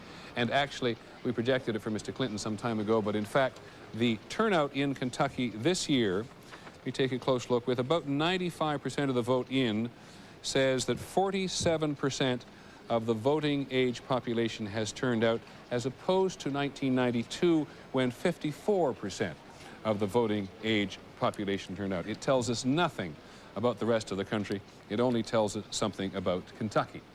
Want to check in at Democratic National Headquarters in Washington, where Michelle McQueen is standing by. Michelle, we have heard a couple of times here tonight about pressure on Mr. Clinton to fulfill some promises made. Do I hear reports of infighting in Democratic Party already? Well, Peter, the cigars have long since come out here, and there's even been some dancing in the aisles. But this is well, you can't tell right now, but this has been a rather subdued affair here. And I think that could be because many of the people who are here tonight are people who have the most reason to be disappointed with the president. You have members of labor unions who are disappointed with his support for the NAFTA agreement. You have members of the gay and lesbian community who've been disappointed with the president's support of the Defense of Marriage Act. And one of the things they've been telling us here tonight is that they are going to be expecting President Clinton to support more of their issues in his upcoming term. And that could be a sign of some conflict, particularly given that it doesn't appear right now that the Congress is going to be in Democratic terms. Okay, thanks very much, Michelle McQueen. As things continue there throughout the evening, we'll come back to you. In a moment, we're going to sort of eavesdrop on their dialogue. America's most publicly contentious, privately loving political couple, Mary Madeline and James Carville. We'll be right back. ABC News live coverage of the 96 vote continues. From World Headquarters in New York, Peter Jennings. Good evening, and we wish to make another projection before our political conversation here continues. After being too close to call for some time, we now project that Virginia is going to go for Mr. Dole. Democrats running for President rarely campaign in Virginia. Mr. Clinton was there at the end of October. Conservative state hasn't voted for Democrat since the Johnson landslide in 1964. We project that it will go to Mr. Dole, and that changes the electoral count slightly. 291 for President Clinton and 126 for Mr. Dole. Now, virtually all Americans, I think, who follow politics closely know the names James Carville and Mary Madeline. He, the Democrat, she, the Republican. I'm told by Mr. Carville, who's with us in New York, his wife is in Washington, that they haven't spoken much this evening. So what would you be saying to each other if you were alone at the moment? Mr. Carville. Well, I'd say, first of all, I'd say I thought that Dole fought a gallant fight. They had some disloyal snakes in the Republican Party that turned on him, but given us the campaign and the job the president's done in the state economy, he had a tough job ahead of him. I would have said I really thought that the White House has done a wonderful job, the staff. I had a chance to talk to the President and Ms. Clinton earlier and have a chance to congratulate them, and would congratulate the White House staff and the Clinton-Gore campaign, Peter Knight, and those guys did a heck of a job. I'd congratulate them, and I'd also congratulate Senator Dole and Congressman Kemp. I thought they put up a good fight. It was some tough odds they were up against. They had some tough sledding to do, but the election is in, and I hope we can all get together and work together. And I also would say this House thing is just a little too early to tell. We'll have to see what happens out on the West Coast. It's going to be very close. And Mary Madeline Washington, your contribution. Well, congratulations, of course, to President Clinton. James is right. The White House did do a masterful job at campaigning. They've done nothing but campaign as opposed to govern for the last 4 years. And we're very proud of Senator Dole. I just left the Dole headquarters for running an honorable and honest campaign. The good news is, despite what you're projecting there about the House, I don't know how Koki's counting, but we show here a pickup of 5 Democratic open seats. We've only lost 1 freshman. We show about 3 pickups so far on the Senate. It's still a long night to go. But the good news is, as it has for the last 2 years, the Republican Congress will continue to set the agenda. The president has followed that agenda to a re-election victory. I guess that's a good news of sorts, and I'll expect he'll follow it if he continues if he expects to have any kind of legacy. Mary, let me interrupt you both for just a second because Cokie Roberts has news. Right. There are more freshmen than that who have lost, but the fact is that our models now, and these are based on key precincts reporting all over the country, our model now shows that the Republicans will maintain control of the House of Representatives. Okay, thank you very much, Cokie Roberts. James, response to that? Well, if that's the case, we'll have to deal with it. We'll maintain control of the presidency, and they'll maintain control of the House. And if they do, my congratulations to them, just like my congratulations to the president and the vice president, and my congratulations to the people that won tonight in the Senate. But I would have preferred a different result. If that model is true, it's a result that we'll have to live with, just like they'll have to live with the fact that the president's reelected. Talk to me a little bit about the campaign, but first let me bring in ABC's Jeff Greenfield here for your observations about the campaign. Jeff? Well, it just struck me, Peter, that in Senator Dole, you have a kind of symbol of why America is different from most other countries. If we had a parliamentary system, Bob Dole would have been prime minister years ago. He is a respected Senate leader. More than that, members of both parties really revere this guy. But as Richard Nixon once said, you campaign in poetry and you govern in prose. And one thing that Senator Dole never quite got the hang of was to campaign in poetry. He was gifted legislatively, but rhetorically challenged. And he was running against a man who was one of the really skilled campaigners of our time. And it did strike me that in some sense, Senator Dole may almost have done himself a disservice by leaving the Senate, where he was such a giant, to walk in an area and to campaign in an arena that he was so unfamiliar and unsure of. That's a nonpartisan observation. Okay, well, we're going to come back and talk about that again with Mary Madeline and James Carville. Could the Republicans have done better? Should Bob Dole never have left the Senate? It's been a question raised before this evening. Hope you'll stay with us. We'll be right back.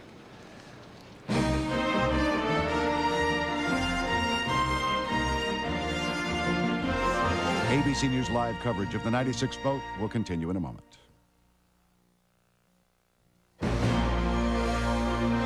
ABC News live coverage of the 96th vote continues. Once again from New York, Peter Jennings. Just to repeat what Cokie Roberts said a few minutes ago, based on a mathematical model that our political numerical analysts have put together over the last weeks and months, we now estimate, or project, I suppose is a more accurate word, the Republicans will retain control of the House of Representatives. And Cokie, you've got a really interesting race in New York, which a lot of people around the country watch. Right, despite the fact that we're saying Republicans will retain it, this is a Democratic pickup of a seat. This is the seat where the Democrat, Carolyn McCarthy, had been a Republican, but her husband was killed on the Long Island Railroad, and the Republican, Dan Friese, had voted against the ban on assault weapons. It made her so mad that she decided that she was going to do something about it. She tried to run for Congress as a Republican. There's still a Republican machine in Long Island, New York. They shut her out. So she switched parties, ran as a Democrat, and she has won tonight. Carolyn McCarthy has won in New York. And another upset in Connecticut, where Gary Franks has been in the House for a couple of terms, an African-American Republican, one of two in the House. He has lost tonight. So despite the fact that we're showing Republicans holding the House, they've had a couple of important losses. Okay, Cokie, thanks so much. I want to go up to the other side of our election headquarters briefly to check in with Anderson Cooper. You've been covering the so-called youth vote, which I guess goes 18 to 34, right, this year. How frustrated are they by what they have seen this year?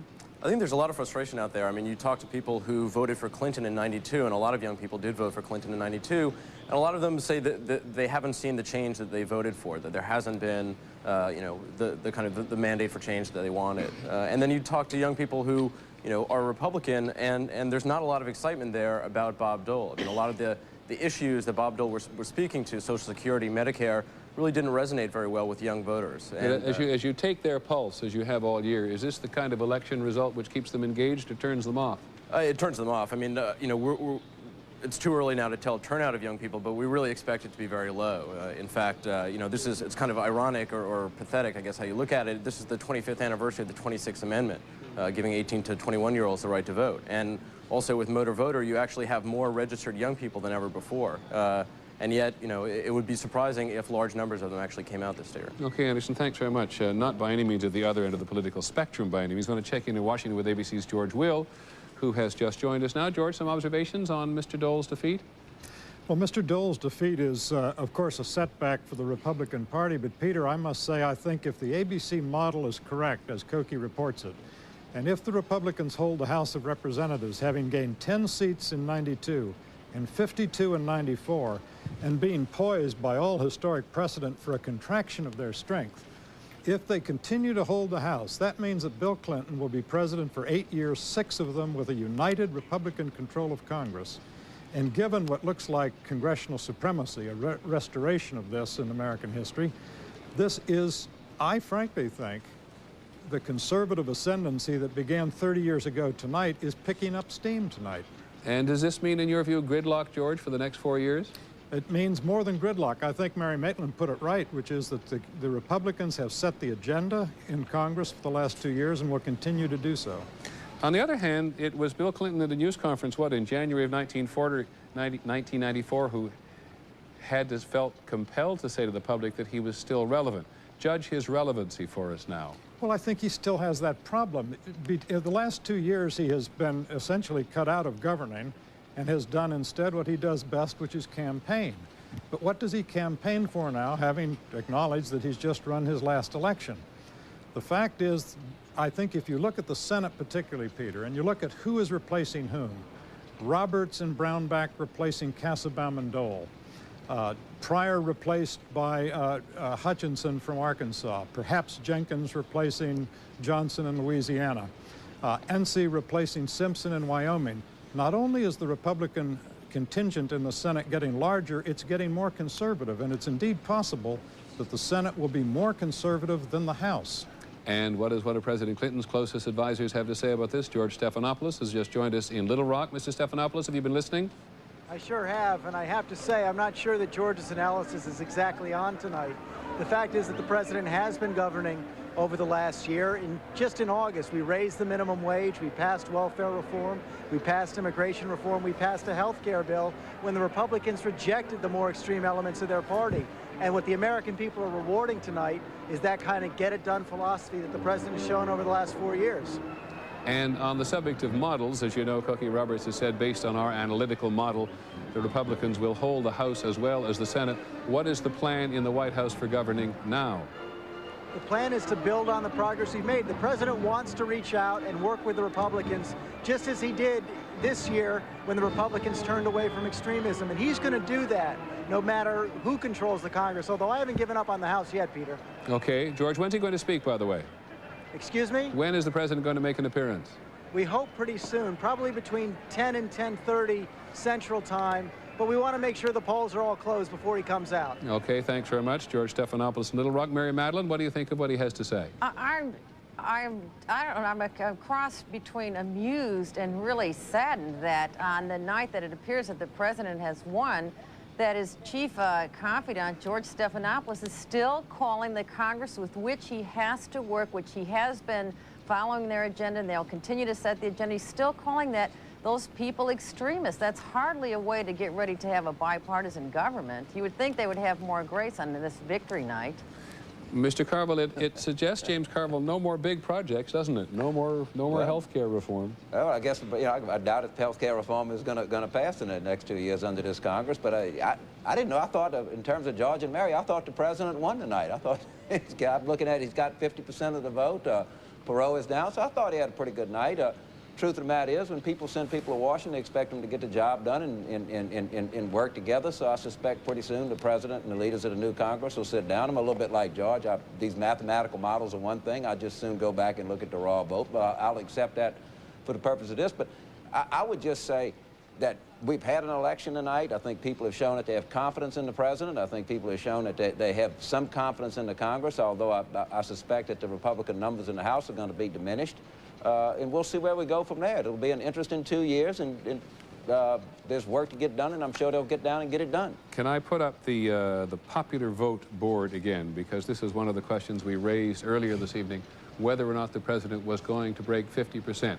50% as of now, with 45% of the precincts reporting, 50% for the president, 41% for Mr. Dole, and 8% for Mr. Perot, just about reflecting, Jeff Greenfield, the way the polls had us ended 9.5 at the, I've lost Jeff Greenfield for a second. Oh, here I am. Oh, I'm sorry. I'm just saying that the nationwide boards pretty much showed the way we ended up in the polls just before the election in terms of Clinton breaking 50%, and how important is it?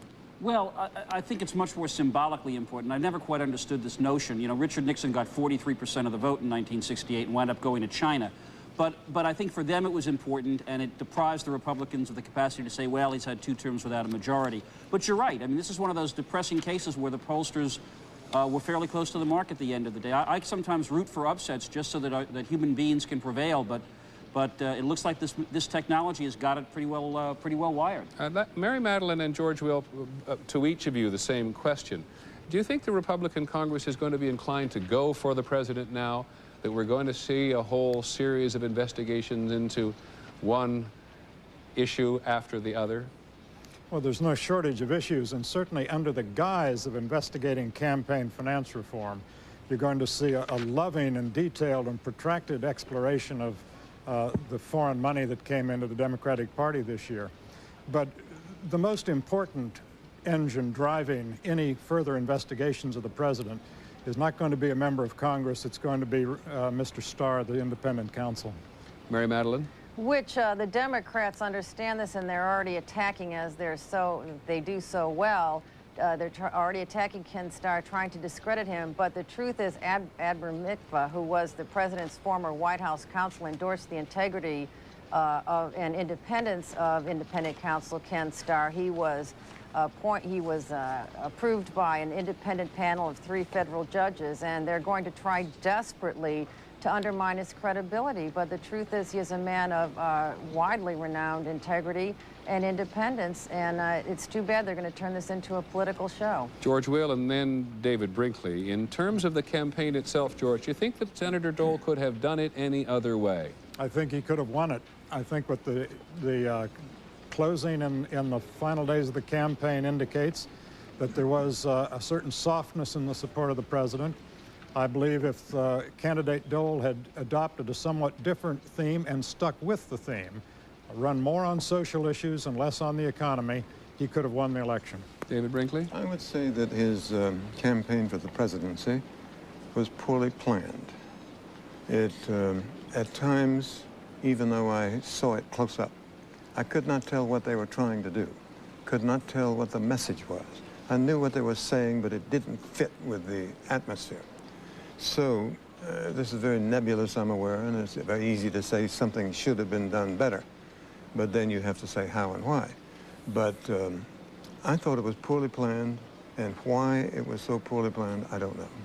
I feel, though he's not being very blatant about it, that Sam would like to say something. Could he have done it another way, Sam, do you think? He could have done it another way, but I don't think it would have won it, Peter. I think this was set by 2 or 3 people. I think Alan Greenspan, who is the Fed chairman, helped engineer an economy that worked, and it worked for President Clinton.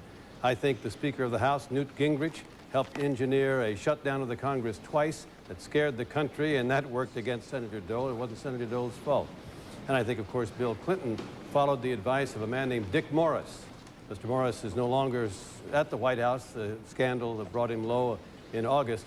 But I think Morris called it right for the president as far as the tactical winning of the election. Become a centrist, become a Republican if you have to, sign the welfare reform bill. It all worked. And I don't think Senator Dole could have done anything about it. James Carville, quickly. 2 names that I've heard mentioned for the first time this evening. Newt Gingrich. Right. Was it the right thing to make him the symbol of evil? And Dick Morris. Does he really deserve all the credit that he likes to have for Mr. Clinton moving politically? Well, I don't know if he deserves all the credit, but clearly he deserves some of the credit, as do a lot of the people in the White House in the campaign. I think I would give most of the credit to the president. I might add that this was somebody that was completely written off, that's winning a presidential election by 9 percentage points, which is a historically large number for Democrats. So I think we ought to congratulate him, too.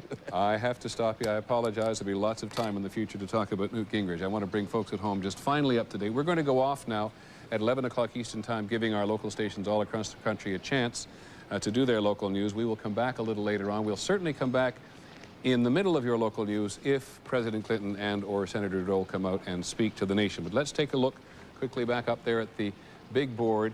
The states won tonight by President Clinton by our projections 26. The states won by Mr. Dole 13.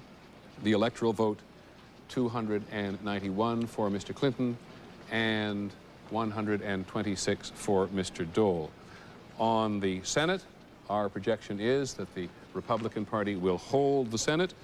Our projection is that the Republican Party will hold the House. We expect the President to speak shortly after 11 o'clock in the East.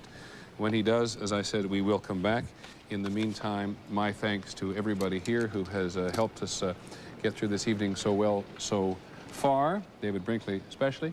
We'll be back in just a while, as I said, but first of all, we're going to cut away for your local news. Thank you very much for joining us.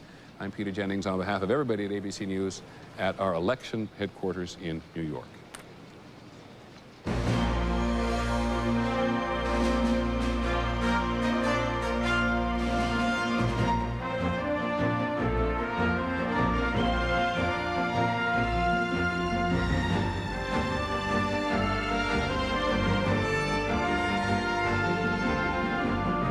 ABC News live coverage of the 96 vote will continue after this from our ABC stations.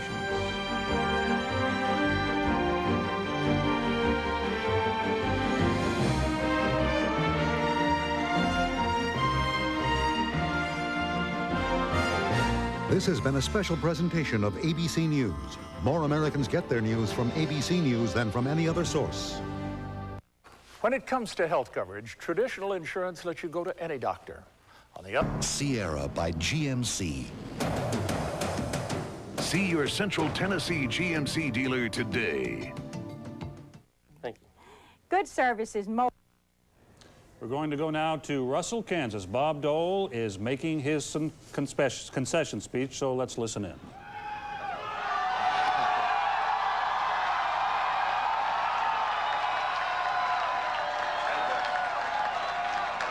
I was just thinking on the way down. I was thinking on the way downstairs. Thank you. I was just thinking on the way downstairs. I was thinking on the way down the elevator tomorrow will be the first time in my life I don't have anything to do.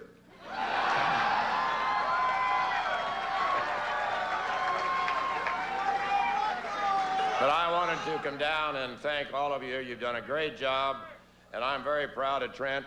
We're going to keep the Senate. We're going to keep the House. We're going to...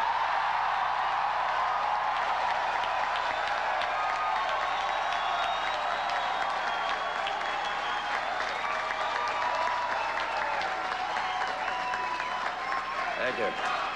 Thank you, Bob. Thank you, Bob. Thank you, Bob.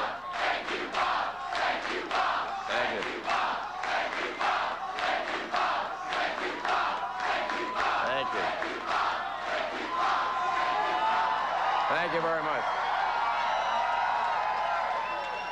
Let me say that I've talked to President Clinton. We had a good visit, and I congratulated him. And I've said, no, wait a minute. No, I've said repeatedly,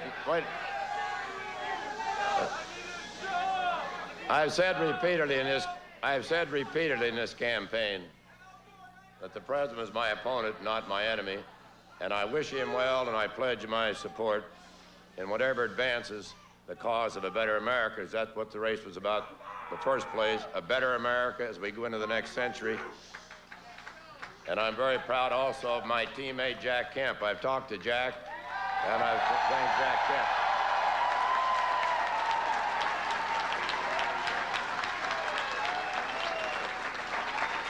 And I want to thank not only Jack, but his wife, Joanne, who did an outstanding job, and all the Kemp family for the work they did in this campaign. And obviously, I want to thank two outstanding women. My daughter, Robin, you did a great job.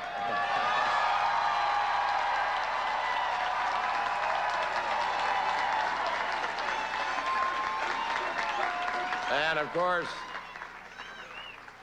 my wife, Elizabeth, who's traveled this country.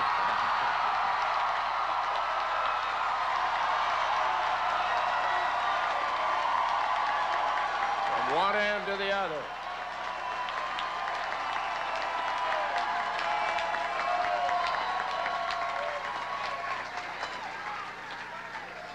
In fact, they've both been with me in this 96-hour marathon. And we had a great time. We had great crowds and a lot of enthusiasm. At 3 o'clock this morning, I guess it was, we're in Independence, Missouri, and I never saw so many people in one place, so excited about the Republican Party. And let me say a special word. Let me say a special word to all the young Americans and the young people who were involved in my campaign.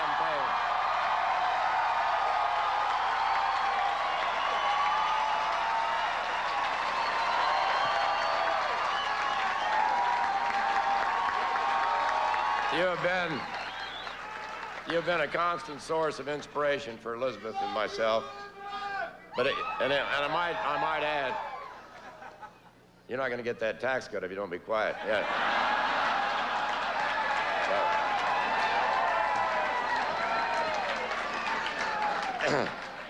And I would say to the young people and all the others involved, it's a lot more fun winning. It hurts to lose an election, but stay involved and keep fighting the good fight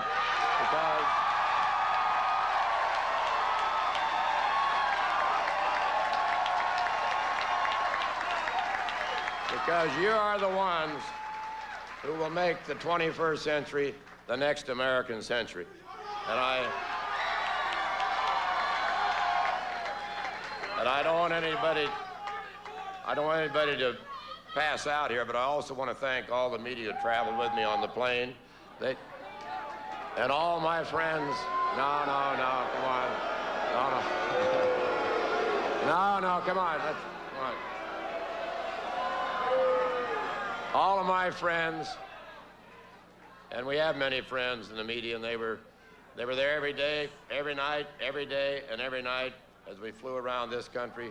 And we met hundreds and thousands of good people all across America who want a better America and will continue to working for a better America.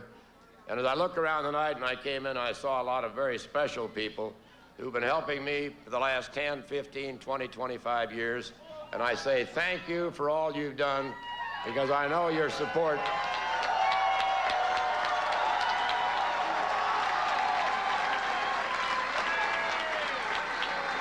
Because I know that because of your support, I am still the most optimistic man in America.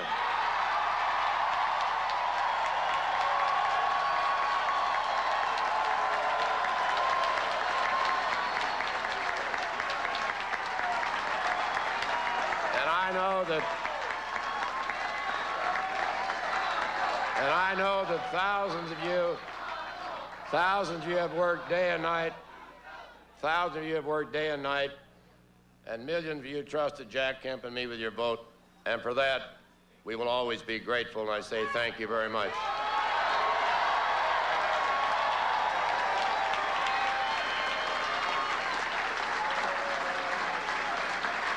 And I would say, Haley, you've done an outstanding job. We appreciate it very much.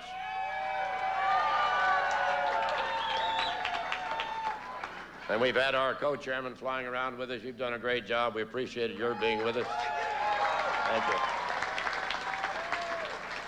And I want to say to my campaign staff, to Scott and to Jill and to Joanne and everyone else, I could not have had a better, more faithful, more loyal team. And I want to thank everybody, and we'll have an opportunity to do that in the future.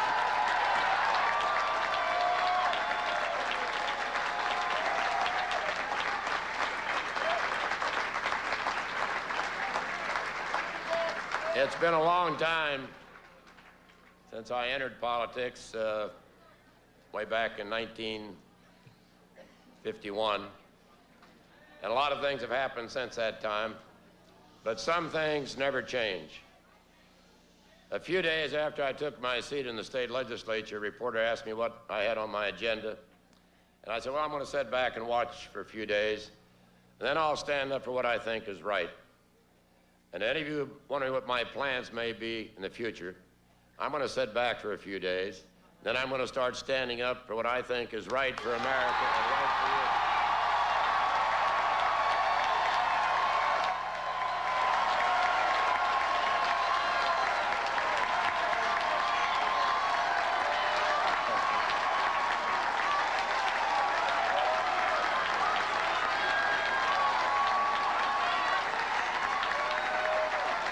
And all those who may be watching out there, the millions of people who supported us, I say thank you.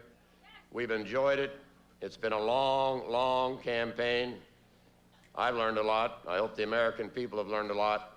What we need to do now, as Republicans, is to come together, as we always will, keep the House. We're going to keep the House, going to keep the Senate. We're going to do what we should do for the United States of America.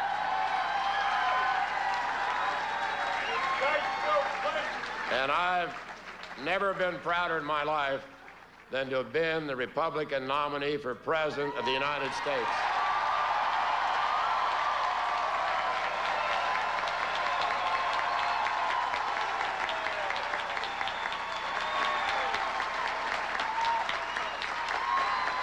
So I leave you all tonight with a full heart and a fervent prayer that we will meet again, and we will meet often.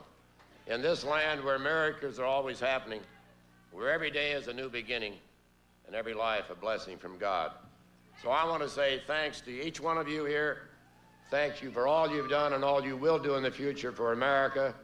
Thank you very much, and God bless America. This is an... We now join our regularly scheduled program already in progress. Requires that presidents be chosen not by a popular vote, but by an electoral college of 538 members, distributed roughly according to populace among the 50 states and Washington, D.C. The electors never meet as a college. We call it the Electoral College, but it never happens. They gather in their own state capitals on a legally fixed day.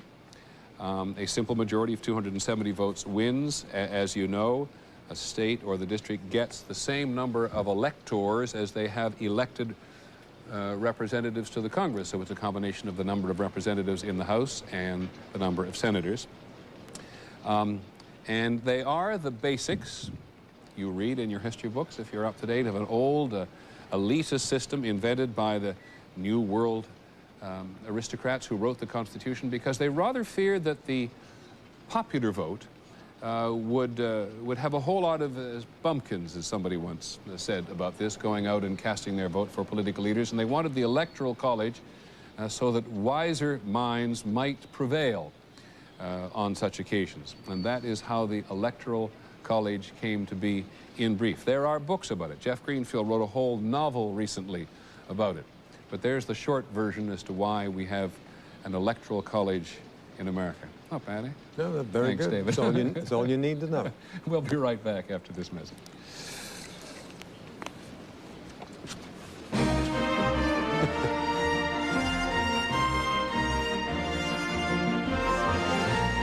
ABC News coverage of the 96 vote will continue in a moment.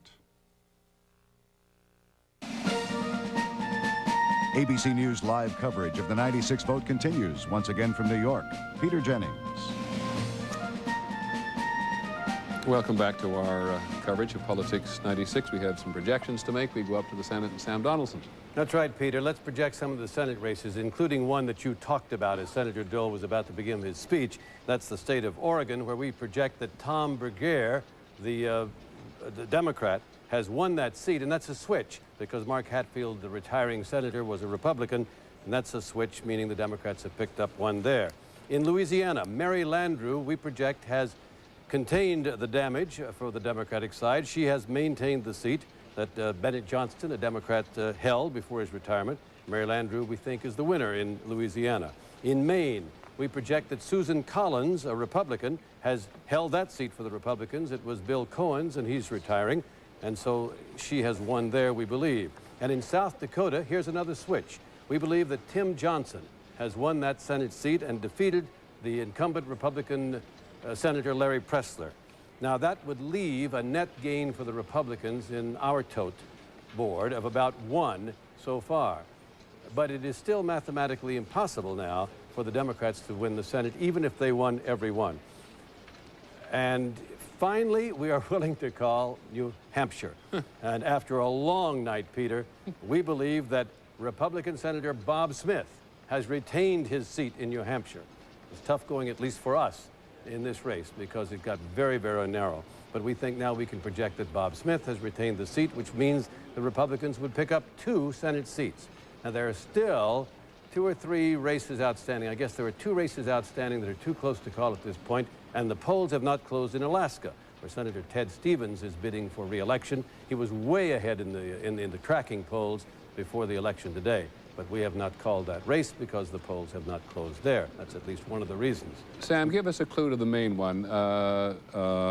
Susan Collins, Susan Collins, a former aide to Senator Cohen. Yeah, she was a former aide of Senator Cohen's, and she worked in the state, and she held offices in the state. Her opponent was a former Democratic governor, Joe Brennan.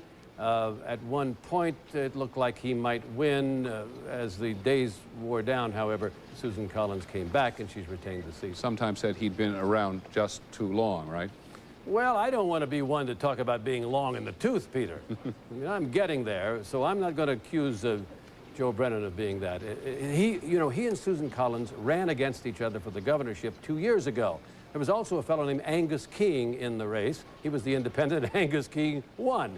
So in this rematch now, at least Susan Collins goes to the Senate. And the Democrats got Senator Pressler. He was regarded as the most endangered member of the species ever since the beginning of the campaign. That's right. I mean, the people were down on Larry Pressler, and Larry Pressler fought back. He accused his opponent of being just too liberal. A fellow named Arthur Finkelstein, who does these things for Republicans and for years has been saying to them, you accuse your Democratic opponent of being too liberal, and they did it. But Tim Johnson in that state was a popular Democratic congressman who had run statewide many times, and it just didn't stick. I want to tell our local stations we're not going to go to the local cutaway this time because we're waiting for President Clinton and for Vice President Gore to show up to make their victory speeches. But Sam, if you'll forgive me, for the next Senate seat, I want to come down to Koki because her home state is Louisiana, and Woody Jenkins losing to Mary Landrieu there has a great story behind it, doesn't it? Including the very late involvement of the Roman Catholic Church. Indeed, it has. It was a very, very close race. Mary Landrieu has been state treasurer. She's the daughter of a beloved mayor, former mayor of New Orleans, Moon Landrieu, former HUD secretary under Jimmy Carter.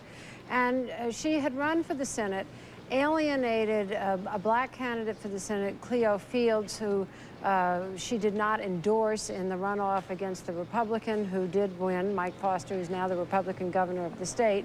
And so it was hard for her to patch things together in the black community, and then add to that the fact that the former Archbishop of New Orleans, Philip Hannon, who has long been a voice for liberalism in the state, said that it would be tantamount to a sin to vote for her because of the issue of abortion.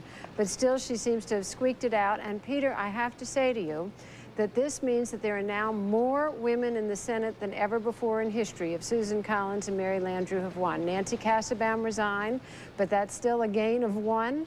And that means 9 women in the United States Senate, which is 9%. Much more than we have ever seen in our history in the United States Senate. Okay, now give us the big news, if you would, Cokie, about the House.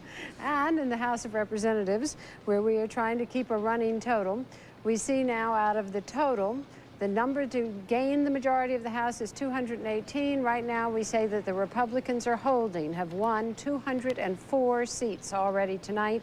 The Democrats have won 189 seats.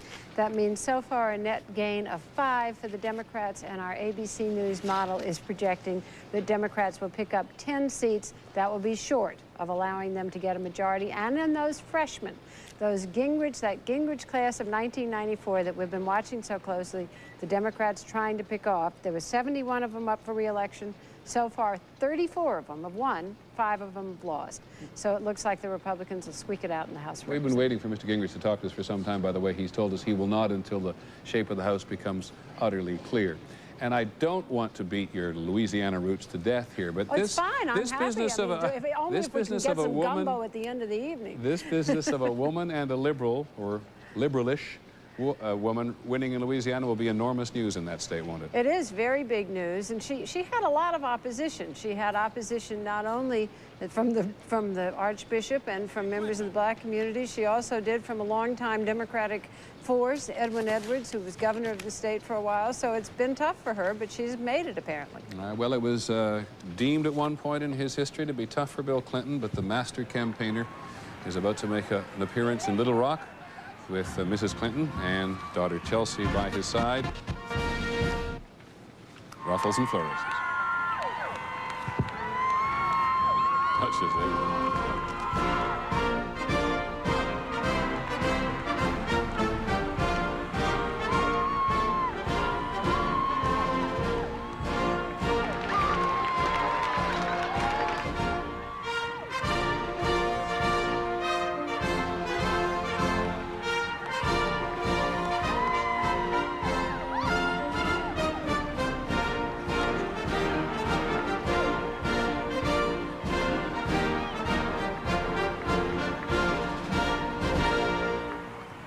Ladies and gentlemen, the Vice President of the United States, Mrs. Gore, and the Gore family. Well, clearly the second most powerful man in the White House now, without any doubt, Vice President Gore. People who work in the White House talk about power having shifted his way in recent months. A man who is said to have learned a great deal about his public appearance, his ability to campaign from President Clinton on the stump this year, who was at one point during this last 96 hours so enthusiastic about the president that the president wanted to know publicly what he'd eaten for breakfast.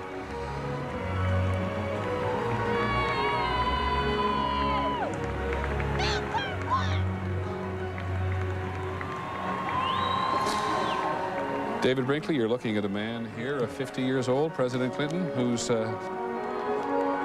run for president for the last time. It's quite strange. He'd run for anything the last time. He had a little something to say about it himself. Bob Dole began his little concession speech by saying for the first time in his life he had nothing to do. He's going to have the same problem here. He will have nothing to do. He will be president, but he will not be campaigning. Even when he was president, these 4 years, he campaigned every day. Never stopped. Never stopped. Now he has nothing to do except to run the office of president and do what needs to be done there. No more campaigning. Britt Hume, I think, is with us in Little Rock this evening. Britt, you there? I sure am, Peter. Can you I hear imagine a great echo. I hope it's just my ear and Mr. Brinkley's. But go ahead, please.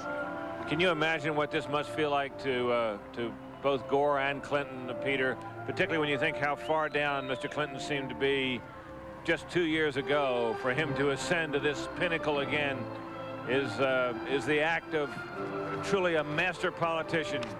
Agile, smart, talented.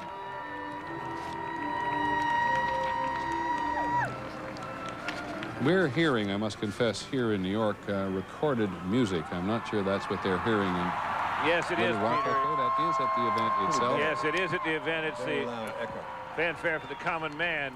I don't think either of these two men feel like common men tonight. First from Vice President Gore. This evening, before I present the President, I would like to thank the people who made this glorious evening possible.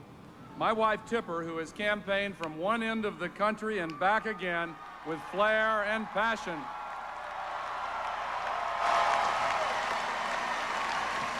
My 4 children, Corinna, Kristen, Sarah, and Albert, who have filled our lives with love and our hearts with pride. I would like to thank my parents who have set a standard of excellence and integrity in public service that has always inspired me. My brother-in-law, Frank Hunger, a wise and trusted friend. On behalf of the President and myself, I'd like to thank Peter Knight, the best campaign manager ever, and a campaign staff that worked harder and more effectively than any in history. And on a personal note, I would like to thank the people of my home state of Tennessee for giving us a victory this evening. And may I say, on behalf of Tipper and myself, to a very dear friend, and on behalf of millions of families in villages throughout our land, a very special thank you to a woman who has faced extraordinary pressures with grace, dignity, and an unbreakable commitment to serving our nation, America's First Lady, Hillary Rodham Clinton.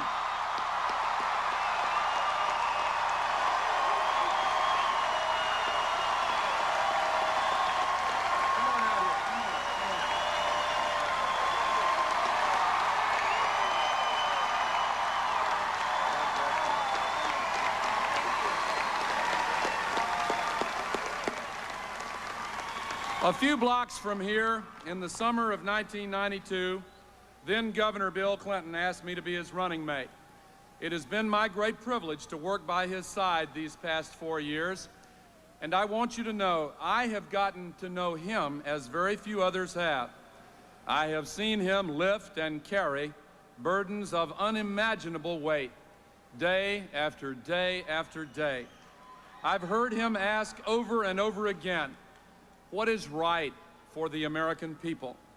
I've seen him stand hour upon hour, comforting American families who have lost loved ones in natural disasters, wretched acts of terror, and in service to our country.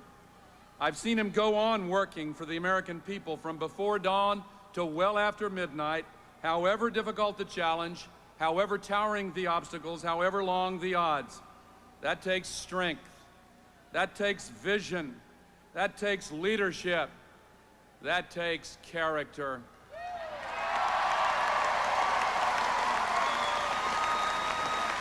The Bible says, by their fruits ye shall know them. On this night 4 years ago, on this very spot, I said we felt good having won an election, but even better at having been granted the chance to change a country. Much has changed since we last gathered here, and it has changed because of the resolve and determination of the American people under Bill Clinton's leadership. Under President Bill Clinton, We have forged a new prosperity, putting our financial house in order while restarting the great American jobs machine. We have deepened our ethic of environmental stewardship and redoubled our commitment to protecting God's creation. We have secured our place in the world by helping to bring peace and reconciliation to lands scarred by hatred's savage hand, and by speeding the spread of democracy and free markets across the globe. We have moved to redeem the promise of representative democracy by reinventing the processes of self-government to make them work better and cost less. And we have begun the task of restoring faith and responsibility to the American community by keeping our streets safe and our values secure. Under Bill Clinton, the United States of America is not just better off, it's better.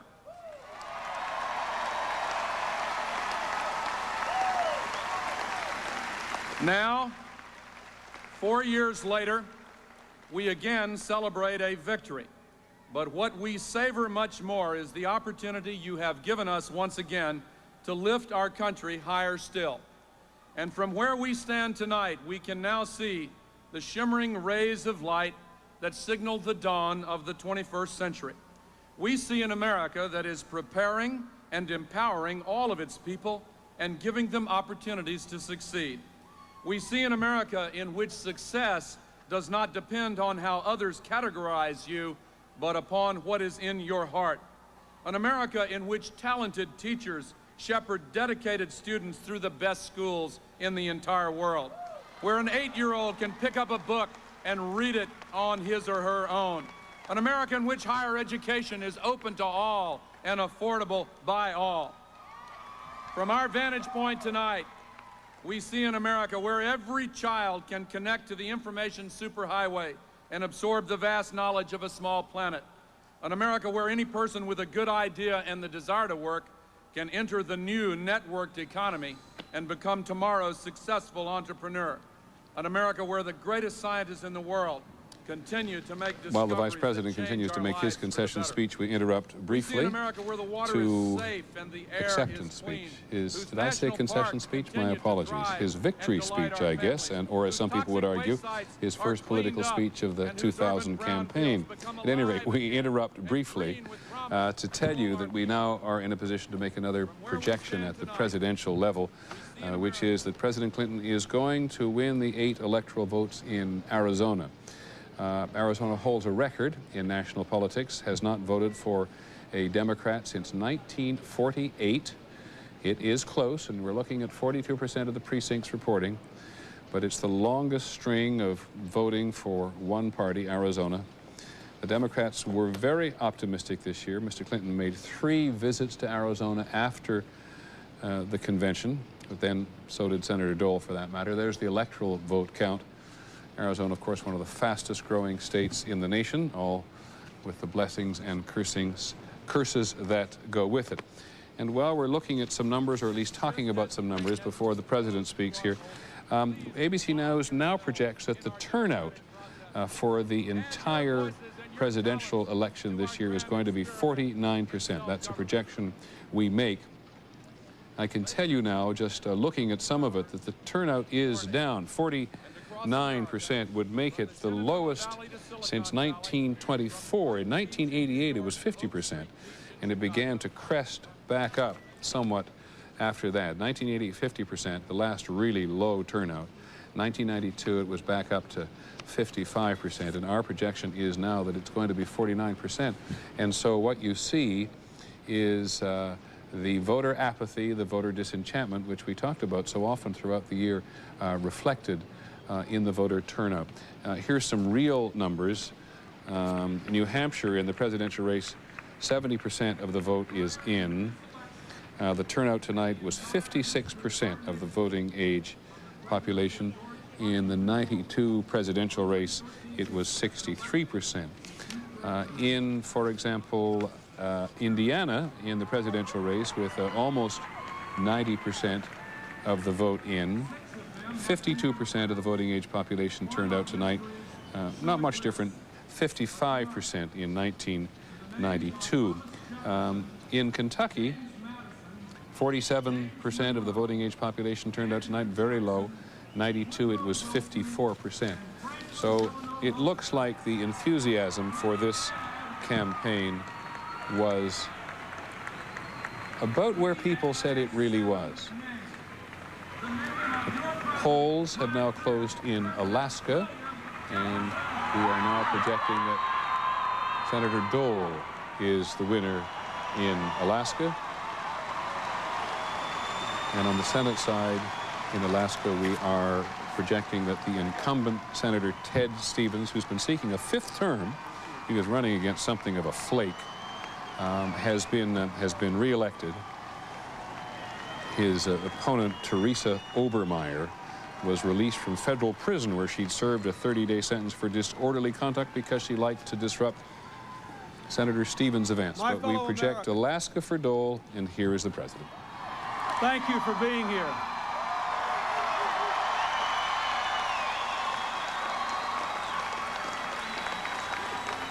Just 4 years from now, we will enter a new century of great challenge and unlimited possibility. Now, we've got a bridge to build, and I'm ready if you are.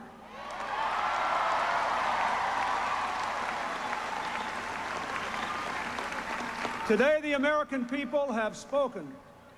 They have affirmed our course. They have told us to go forward. America has told every one of us, Democrats, Republicans, and Independents, loud and clear, it is time to put politics aside, join together, and get the job done for America's future. In the last 4 years, we've made remarkable progress. But in our schools, our families, our workplaces, and our communities, our journey is not done. My fellow Americans, we have work to do, and that's what this election was all about.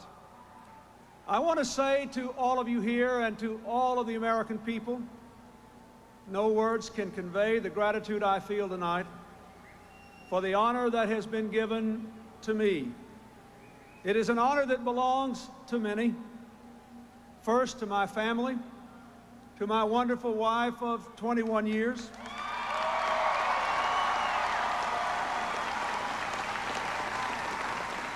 who from the day I first met her began teaching me that it does take a village to raise our children and build our future.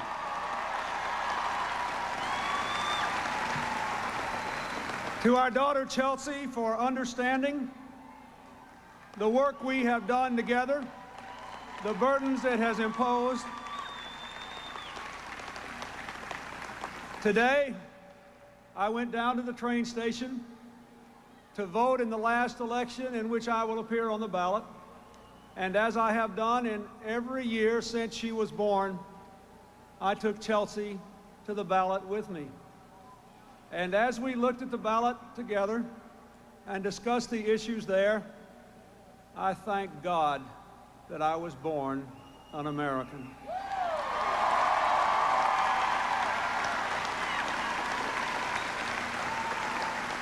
I thank the members of my wonderful family who are here, my stepfather Dick Kelly, my wonderful mother-in-law Dorothy Rodham, and all the others.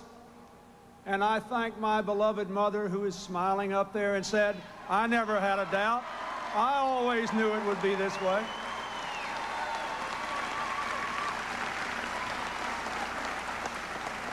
I thank the friends of my lifetime.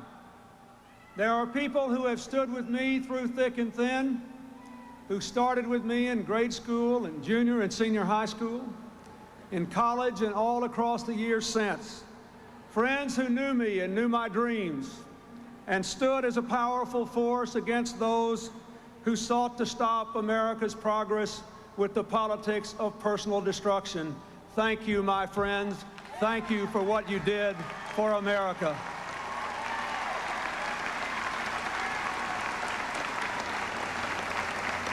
I thank the people of my beloved native state. I would not be anywhere else in the world tonight.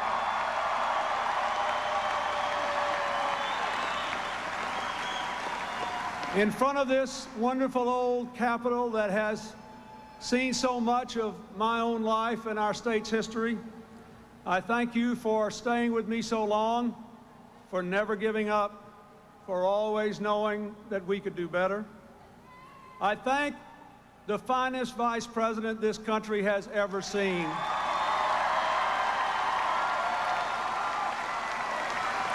Because of Al Gore, we have a stronger and more secure relationship with the democratic Russia. We are exploring the wonders of new technologies for the benefit of America. We are protecting our environment, and we have reinvented America's government so that it does more with less, thanks to his leadership. It is a legacy unique in the history of this republic.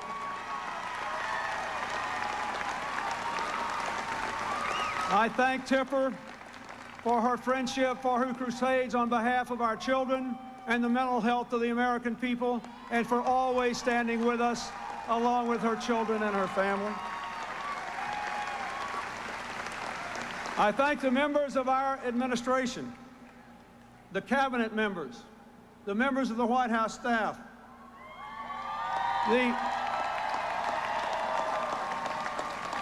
I thank all those who are part of the permanent service to the President at the White House and the medical staff. I thank especially my Secret Service detail that has been so challenged by a president determined not to be isolated from the American people.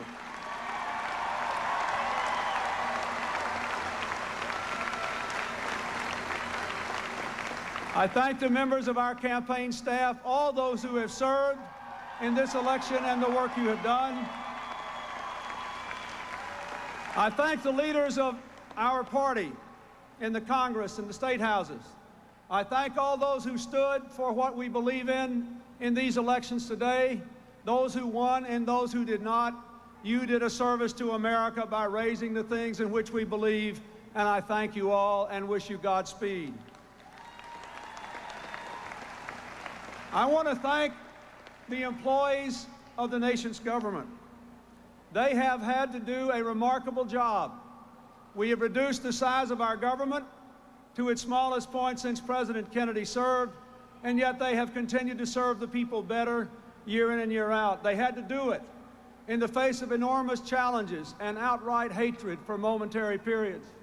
They had to live with the horror of Oklahoma City and the difficulties that came along the way. But the people who serve us deserve our thanks, and I thank them. I thank those who served this administration and our cause, who are no longer here tonight, and one especially I must thank, my friend and brother Ron Brown. You're looking down on us, and I know you're smiling too.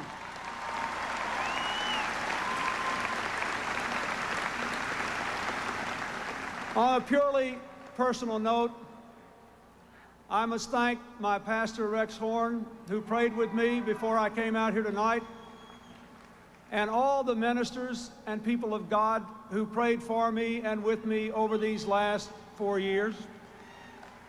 There were a few especially, and they know who they are, who came to the White House time after time in good times and bad. When the times were bad, they reminded me that God gave St. Paul a thorn in his flesh so he would not become exalted in his own eyes. And that certainly was not a problem for me in the bad times. When the times were good, they reminded me that humility is always in order in the presidency, for in this life we see through a glass darkly, and we cannot know the whole truth of our circumstances or the motives of those who oppose us. I thank them all for bringing me closer to God and to the eternal wisdom without which a president cannot serve.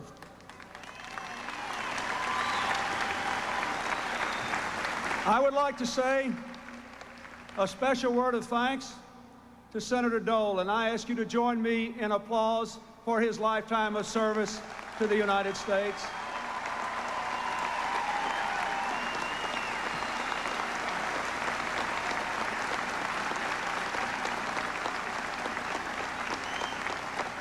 And I thank Jack Kemp for his service to America and his devotion to the proposition that this is a country in which everyone should have a chance to live free and equal and to have a chance at success. Let me say, I had a good visit with Senator Dole not too long before he went out to speak. I thanked him for his love of our country, for his years of service. I applauded the campaign that he fought so bravely to the very last minute. I thanked him for the work we did together to advance the common cause of America. And on behalf of all Americans, I wish him well and Godspeed. 4 years ago, on these very steps, we set forth on a journey to change the course of America for the better, to keep the American dream alive for everyone willing to work for it, to keep America the world's strongest force for peace and freedom and prosperity, to come together as one American community. The time was one of widespread frustration and doubt about our economic and social problems, about our ability to deal with the vast sweep of change that was all around us. The scope and pace of those changes were threatening to many, and our values seemed to be under attack on all sides. But together, you and I vowed to turn our country around with a strategy to meet our challenges and protect our values. Opportunity for all, responsibility from all, an American community of all Americans. We have worked hard to end the politics of who's to blame, and instead to ask, what are we going to do to make America better? Tonight, we proclaim that the vital American center is alive and well. It is the common ground on which we have made our progress. Today, our economy is stronger, our streets are safer, our environment is cleaner, the world is more secure, and thank God our nation is more united. To all the men and women across this country who have created our jobs, taught our children, patrolled our streets, and kept America safe throughout our world, I say America's success is your success. This victory is your victory. I thank you from the bottom of my heart.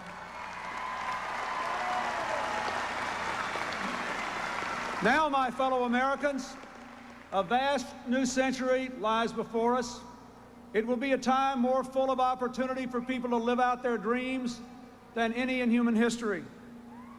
We have committed this night to continuing our journey, to doing the hard work that will build our bridge to the 21st century, to give the young people here and those all across America the America they deserve, and their children and their children's children. But we have work to do. We have work to do to keep our economy growing steady and strong by balancing the budget while we honor our duties to our families, our parents, and our children, and our duty to pass on to our children the earth God gave us.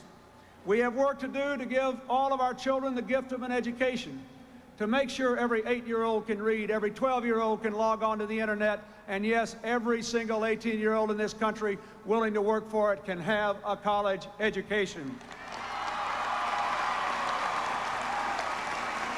We have work to do to make the permanent underclass in this country a thing of the past, to lift our fellow citizens who are poor from the degradation of welfare dependency to the pride and dignity of work.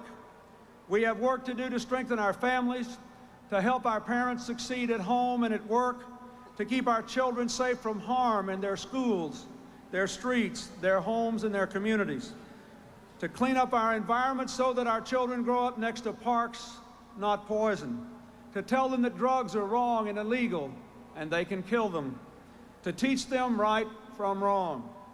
My fellow Americans, I will do all I can to advance these causes, but all our citizens must do their part to continue the upsurge of personal responsibility that in the last 4 years has brought crime to a 10-year low, child support collections to an all-time high, and reduced the welfare rolls. Will you help me do that? We must do it together. We must make our democracy stronger by enacting real, bipartisan campaign finance reform. Talk is no longer enough. We must act and act now, and the American people will be watching the leaders of both parties to see who is willing not just to talk, but to act. I am willing to act, and I ask others to join me. And we must keep America the world's indispensable nation, finishing the unfinished business of the Cold War, meeting the new threats to our security through terrorism and the proliferation of dangerous weapons, and seizing these extraordinary opportunities to extend our values of peace and democracy and prosperity. Every American here tonight and every American within the sound of my voice can take pride in the fact that in these last few years, for the first time in all of human history, a majority of the human beings living on this globe live under democracies where the people rule. The challenges we face, they're not Democratic or Republican challenges, they're American challenges. What we know from the budget battles of the last 2 years and from the remarkable success of the last few weeks of this Congress is the lesson we have learned for the last 220 years. What we have achieved as Americans of lasting good, we have achieved by working together. So let me say to the leaders of my Democratic Party and the leaders of the Republican Party, it is time to put country ahead of party. We do not know the final outcome of the congressional elections, but we know this: the races are close. The American people have been closely divided. The Congress, whatever happens, will be closely divided. They are sending us a message: work together, meet our challenges, put aside the politics of division, and build America's community together.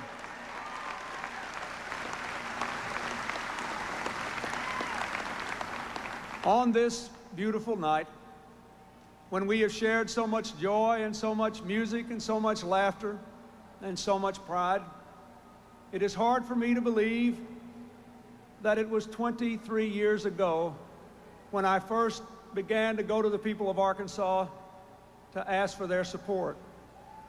The most lasting and important thing that I have learned in all those 23 fleeting years is this: when we are divided, we defeat ourselves. But when we join our hands and build our families and our communities and our country, America always wins. What we need to do is to do the work of America the way we seek to do the work of raising our children and doing our work and supporting our religious institutions and our community institutions. If we would simply be Americans the way we seek to live in all of our other roles, there is no stopping America. Our best days are still ahead. And so, I say, when we look into our hearts and simply ask what is right for the American people and the future of our children, when we set aside our differences and build on our shared values of faith and family and work, when we roll up our sleeves and work together, America always wins. And my fellow Americans, America is going to keep winning these next 4 years.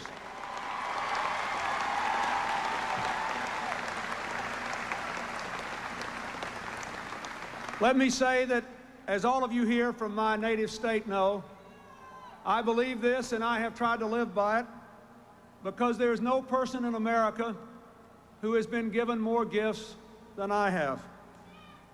There is no person in America tonight who feels more humble in the face of this victory than I do. 50 years ago, when I was born in a summer storm to a widowed mother in a small town in the southwest part of our state, it was unimaginable that someone like me could have ever become president of the greatest country in human history. It has been, for me, a remarkable journey, not free of failure, but full of adventure and wonder and grace. I have worked hard to serve, but I did not get here on my own.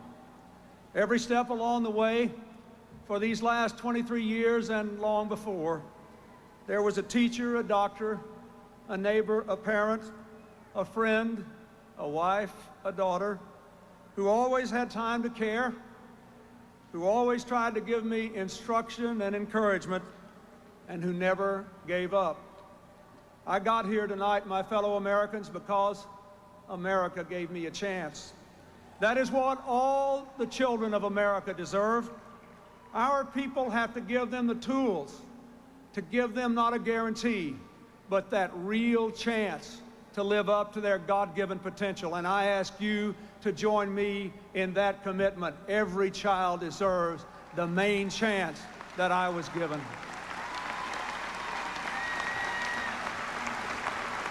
And so I say, again, let us resolve to run our country the way we tried to run our lives.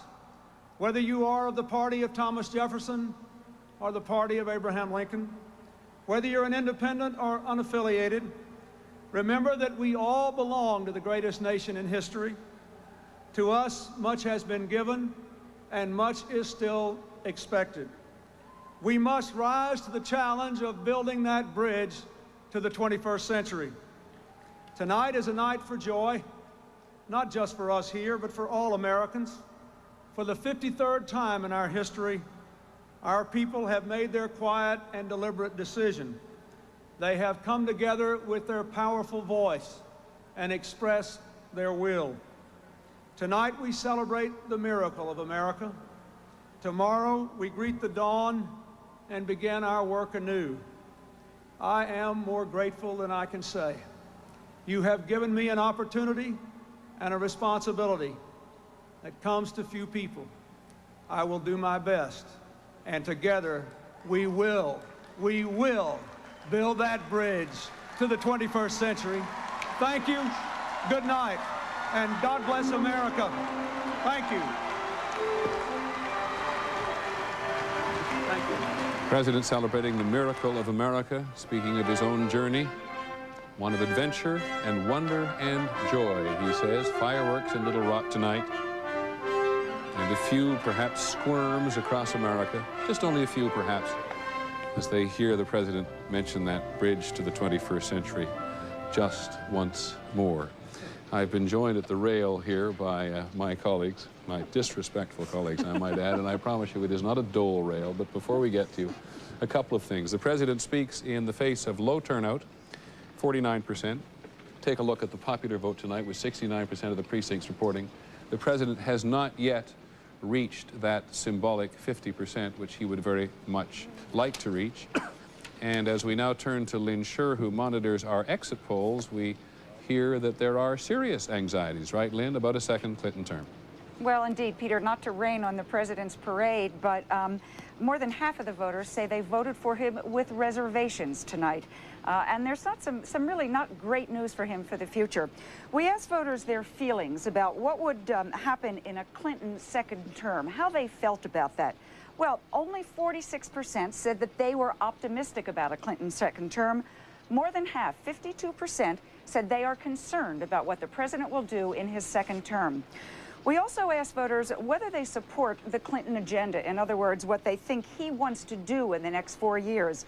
Again, only a quarter, 25%, said they support the entire Clinton agenda. 36% said they support some of the Clinton agenda, and 37% a little of the Clinton agenda. And again, just to make the point that this is not a mandate for him to take a more active role with Congress and government, more than half of the voters said they think government should do less, not more, in the future. Peter? Okay, Lynn, thanks very much. I wonder if we could take a wide shot of your room back there, because it's probably about that time of the night when we should let the public in on how clearly alone you have been in there. This is Lynn Sure in virtual reality. This is Lynn Sure as she really is. You see what it really is. What I'm real. I guarantee you I'm real. I guarantee you the numbers were real, but everything else was little zeros and ones, computer generated. And this is kind of a blue box, if you will. And I can go about 3 steps this way and back to my middle, about 2 steps that way, and that's what I've been working in all night, Peter. It's magic by very smart people. We admire you immensely. You clearly enjoy your own company. Please come and join us. I'd love to. Lynn Sherr, who's done the exit polls tonight. Just one other observation about Arkansas tonight. James Carville, one of the president's best-known political assistants, I suppose, advisors, gives the Growth Award for the last 4 years to Chelsea Clinton, which I thought was rather gracious tonight. George Will is still with us in Washington. George, some closing thoughts from you? Well, I think that we've clearly had a good evening here for both parties with much to cheer about. I thought Mario Cuomo, rather early in the evening, Peter, said something interesting. One of the most important things done by government in the last 4 years was welfare reform. The president signed it reluctantly, and he and the vice president said, we're going to fix it after the election. It does look as though the congressional election results means that will not happen. It will be interesting to see what else can happen. I certainly think that Mr. Cuomo thought that, George. How tough do you think it's going to be for the president? How do you think he's going to perform in the next 6 months or year? Well, he's a lame duck, thanks to the term limitation on presidents. All presidents begin the second term as a lame duck. This is a lame duck on a short leash provided by a Congress. It does seem, as Lynn Sherr's polling data seems to indicate, that the country extended his lease on the White House with a certain air of resignation. And therefore, it depends very much on how angry many Republicans are about the nature of the campaign run against them, particularly on the issue of Medicare. There are going to be some Republicans who will say, for all this talk about a bipartisanship in general and a bipartisan commission to solve the entitlement programs, the Democrats made that their issue. They made it effectively. Now it's their toy. They should play with it on their own. George, thank you for joining us again this evening. Our coverage would be much poorer without you. It's been nice to have you. George Will in Washington tonight. In a moment, I'll come back and talk with all of my colleagues at the bar here right after this. ABC News live coverage of the 96 vote continues. Once again from New York, Peter Jennings. Well, you've heard us talk about sort of citizen democracy throughout the evening in various propositions in various states. There are more than 90 in about 20 states around the country, the largest number since the 1920s. You'll get a really good feel for that on your local station or in your newspaper or local radio tomorrow. But some of the ones that got a lot of national attention are Proposition 209 in California, which would eliminate most statewide affirmative action programs. People watched it very closely lest it be a signal for the rest of the nation, and it is passing by almost a 2-to-1 margin in California. Proposition 215 in California, which would allow for the cultivation and the use of marijuana for medicinal purposes when recommended by a doctor, has also passed. That doesn't come as a great surprise to anybody. In Arizona, Proposition 102, which would require juveniles of 15 years and older who are accused of murder, rape, or armed robbery to be transformed to adult courts, has passed in Arizona, very much a law and order state these days. Amendment 17 in Colorado, that's the parental rights proposition there, which has a very specific language which would give parents inalienable rights to direct and control the upbringing and the education, the values and the discipline of their children, appears at this hour to be headed for defeat. It's been very controversial in Colorado. Proposal E in Michigan, which would permit up to 3 casinos in any Michigan city that has a population of 800,000 or more, in early returns appears to be very close. And you've also heard us say several times, I think, that there have been various hunting and fishing, environmental propositions on various ballots. They all appear to be fairly close. There are 10 states which have such initiatives. In Alabama, there's actually one to protect hunting and fishing because there's been opposition from the other side. That appears to be passing. In Oregon, Measure 34, which would repeal a ban on bear and cougar hunting, appears to be failing. Now, let's try to get some final shape on the Senate. Sam, would you mind? This just in.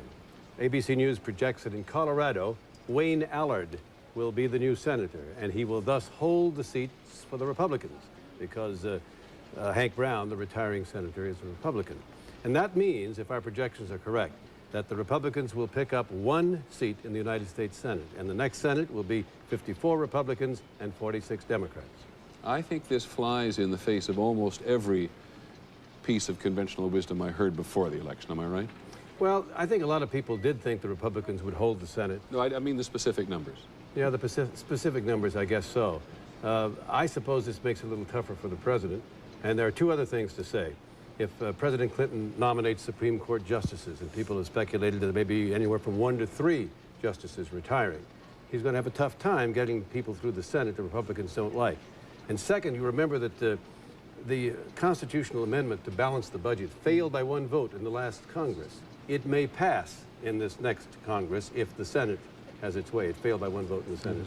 Koki, expectations in the House. Let me just say one last thing on the Senate. One thing about those numbers, at one point earlier this year, much earlier, they thought they might get a filibuster-proof Senate, meaning 60 Republican senators, so the Democrats couldn't filibuster without them being able to break it. They have not gotten that. Right. And they've held in the face of a presidential victory. In the House, it looks like the Republicans will also hold. The Democrats will pick up about 10 seats. Half of what they were looking for. Half of what, and so far, out of the 218 you need for a majority, the Republicans have already won 208. So they've got the House. It looks pretty certain that they've got the House. Okay, thank you all very much. Now, we've got some other matters to talk about, but we have one more break we're going to take. It will be our last one before our coverage begins to wrap up, so please stay with us. We'll be right back to do something quite important.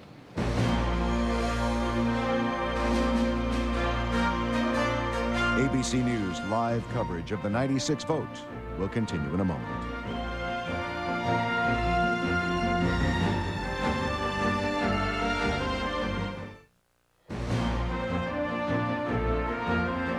ABC News live coverage of the 96 vote continues. Once again from New York, Peter Jennings. After a very tightly fought race that we were not able to project early in the evening, we now project that the state of Georgia is going to go for Senator Dole. Very much considered early on a must-win part of his southern strategy, but where President Clinton had appealed very vigorously to the suburban voters, particularly around Atlanta, but we now project that that is going to Senator Dole. Now, I digress, or at least would like to digress for several minutes here, because this is the last election of the century, and it is the last election in which you have told us you're going to sit in this chair, and several of us would like to take this opportunity to embarrass you. Well, if that's you will okay. fail in that enterprise. But why don't we let Jeff Greenfield have a go at it first? No, let me have a go at it. Go ahead, David. I wish to say that we all look forward with great pleasure to 4 years of wonderful, inspiring speeches, full of wit, poetry, music, love, and affection. Plus more goddamn nonsense than has ever been. The other is that... You can't say that on the air, Mr. Brinkley. Well, I'm not on the air. I was amused to have to read that Ross Perot... David, let me go in the shape. We are on the air. I just want you to make sure you know. Too bad. Okay, fine. Too bad. I told you I was leaving. Fine, okay. So on you go. On you go. Ross Perot said, in his opinion... But we are on the air. I just wish to reaffirm that, David. Okay. Are you serious? I am serious, yeah. No, I don't have anything to say. Well, that's some nice lines. That's some good lines here, but I can't. But I thought this was just us here in the room. Well, it is you know, some respects it is just sort of us, because we all wanted to gather around the bar here and to celebrate the contribution you've made to all. We've all learned so much from you, eh, Jeff? Oh, sure. Well, it occurs to me that Bill Clinton's journey began 40 years ago in Arkansas, when as a 10-year-old he watched the 1956 conventions on television, a couple of guys named Huntley and Brinkley, and became entranced with the idea that politics could actually be about human beings, be described in a humorous and fascinating way. And as someone who hates to admit this, but who is slightly older than the president, the first conventions I ever saw on television were the 1956 conventions. I had no idea why my parents were so turned on by politics until I saw a young man named David Brinkley make them fun. And I believe, whether you consider this an achievement or a debit, you helped create a generation of political junkies, many of whom are now in the business that you helped pioneer. So either thank you or... That's one sin. Well, while I was teaching them, I failed to teach them brevity. At least in one case, which I can't go into because we are on the air. All right. But I know that Lynn wants to say something. Well, I just wanted to... Well, I'm going to give it over to his colleagues that deal with him on a regular basis. We'll get to them. Okay. Well, David, it's just been swell sitting here at your knee and listening and being a colleague. And I must say, if more people would listen to you, I would assume that we would not have the truly abysmal voting record that we had today, which I find very shocking. But thanks, David. Hal. Thank you, honey. I want to say one thing. Hold it. It's not your turn yet. Hal Bruno, our political director, who's been an enormous source of help to us all. He talks dirty. You almost did on camera what we always do off camera. You scared me there for a minute. But David, working with you has been a privilege. I was a young reporter at the time of those conventions, and the idea that I would ever have a chance to work with you was far more than anyone could dream. Thank you so much for everything and for teaching me to keep it short. Now, Koki and Sam are going to take over the Sunday program. And, right. Okay, Koki. Well, so we will continue to work with David. We don't have to say any goodbyes here. Yeah. All right. David and we will be together every Sunday for as long as he can stand us. That's good, because it's the best thing on Sunday mornings, and it's been one of the most blessed things in my life. Well, you know, I was thinking, David's had two great careers when some of us are struggling desperately to have just one. The Huntley Brinkley Report on NBC, which we all watched, and then This Week with David Brinkley, which you have done now longer than the Huntley Brinkley Report. That's right. And I have supped at that trough for 15 years. And Koki, I love you, but I don't know whether, you know, I can earn a living without you, David. So stick around. That sounds like something out of King Arthur and Knights of the Round Table. And we'll get back. We're going to get back to serious political analysis in a second. Serious point about Bill Clinton. Right. And others who have been elected and come forth into a new life. Bill Clinton, he probably will do it anyway, but he never again has to shake hands and be nice to somebody he despises. But he likes it. Yeah, well, I'm afraid he does. Did you hear that speech tonight? I mean, I he's did. running for something. It was one of the worst I have ever heard. He really did sound a bit like he was an automatic pilot. It was totally unnecessary to begin with. Well, you know, everything in it he's already said 20 times. Today we sent off a spaceship to Mars. Perhaps, you know, there will be elections there when life is found. I think they should have a rule in politics that all speeches after midnight are limited to 5 minutes. I want to say one last mawkish thing about David, then I want to get back to politics. But David, when I came back from overseas in 1983, I hadn't covered politics in a long time. I've told people this often, Sam and Koki have heard it, Hal, that in that first year I was back, you could have squashed me like a bug. You got me through every knothole that there was in front of us, and for which I shall be eternally grateful. Also brief. Now let's get serious. Let's do some second guessing about the Dole campaign. Jeff? I believe that Bob Dole was a guy uniquely unsuited to run for president. And as one of the top Democrats in the Senate told me, the things that make Bob Dole a great Senate leader were precisely what made him a bad candidate. He abjures fancy words. He doesn't believe in them. He likes the phrase, I'm a workhorse, not a show horse. He's a split the difference, find the common ground guy. And I think the idea that when we look back and say, well, what could he have done? You know, there are 500 unemployed operatives in every week who say he could have done this. George Will makes the point he could have run a stronger campaign. I think a Republican could have run a stronger campaign. I don't think Bob Dole could, and that's not an attack on him in a way. It's praising him for who he is. But Sam, there were no other Republicans around by the time he got through the primary season. Everybody had been squashed. Yeah, the other thing that happened to him, Peter, in the Senate, when he was still the leader of the Senate, he got pushed to the right, mainly by the House Republicans. When he resigned from the Senate, at the convention, he was pushed to the right. Before that, in the primaries, his party had pushed him to the right. And he came out in an untenable position, whereas Clinton was able to get into that middle ground. And Dick Scammon said many years ago, American politics, you play it between the two 35-yard lines, or you don't have a chance. Now, you, Koki, you know him, I think, better than most of us do. When you heard these two Bob Doles at work all the time, the Senate Bob Dole and the campaign Bob Dole, what did you think? Well, it sort of breaks your heart in a way, because there's the Senate Bob Dole, and the day he left the Senate, it really was the Senate Bob Dole. He was reaching out across the aisle. He talked about senators living and dead that he had worked with, and he talked about many more Democrats than Republicans, and he talked about the things he was proud of the Americans with Disabilities Act and saving Social Security food stamps, which he was very creative in getting going. All of the Martin Luther King holiday, those were the things you weren't hearing on the campaign trail. But I think basically Jeff's point is right. We've only had 2 people go directly from the Congress to the presidency in this century. And it's because the skills that make you a good congressional leader are terrible for a presidential candidate, and I don't think that Bob Dole could have done anything to get elected. Sam, Bob Dole said, let me just give you a slight introduction to it. He said tonight in his concession speech, tomorrow will be the first day I get up and I don't know what to do. How will he survive? He'll have nothing to do. Oh, he'll survive. Have nothing to do, sorry. Yeah. He'll survive, but you know, I said earlier this evening I thought there was nothing he could have done. He could run a better campaign, but still the election was fixed in the sense of the economy being good, the president moving to the center and co-opting the Republicans, and the Republicans, particularly in the House, shutting down the government and scaring the country. But there's one more thing. My generation and older Americans remember World War II, and when Bob Dole took that Nazi grenade in the shoulder on April 14th, 1945, that meant something. But to the kids, with all due respect, and by the kids, I don't mean just the 18-year-olds, 40-year-olds, it's ancient history. It's like my trying to read World War I. And so when Senator Dole said he had one more mission, perhaps, I think to many voting Americans, they didn't understand that. Yeah. I was struck by talking to veterans the other day. I was able to talk to a lot of vets in VA hospitals the other day. Not a lot, but some of them. They were rather split. Some of them acknowledged that World War II veterans were very modest about their accomplishments and didn't like to talk. But so thought Bob Dole talked too much about it.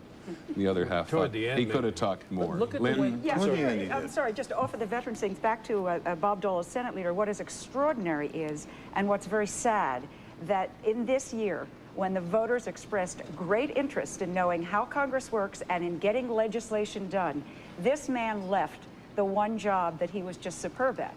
This is a year when voters said they want to see but the results. Democrats were killing him at that job. I appreciate that. He wanted to be the leader that got things done, and the Democrats were making certain that he stopped everything. But but he was perceived by voters as being someone that could get things done, and that's the job he walked away from. And his own party people didn't do him any favors either in trying to get things done. He wanted to work out compromises, and they just wouldn't stand for it.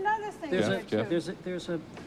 What I think we're all getting at here in a way is that when you try to take on something that fundamentally you're not, voters know it. The centrist, process-oriented Bob Dole trying to sound, remember that great line, or that revealing line where he told Republicans, I'll be another Ronald Reagan if that's what you want me to be.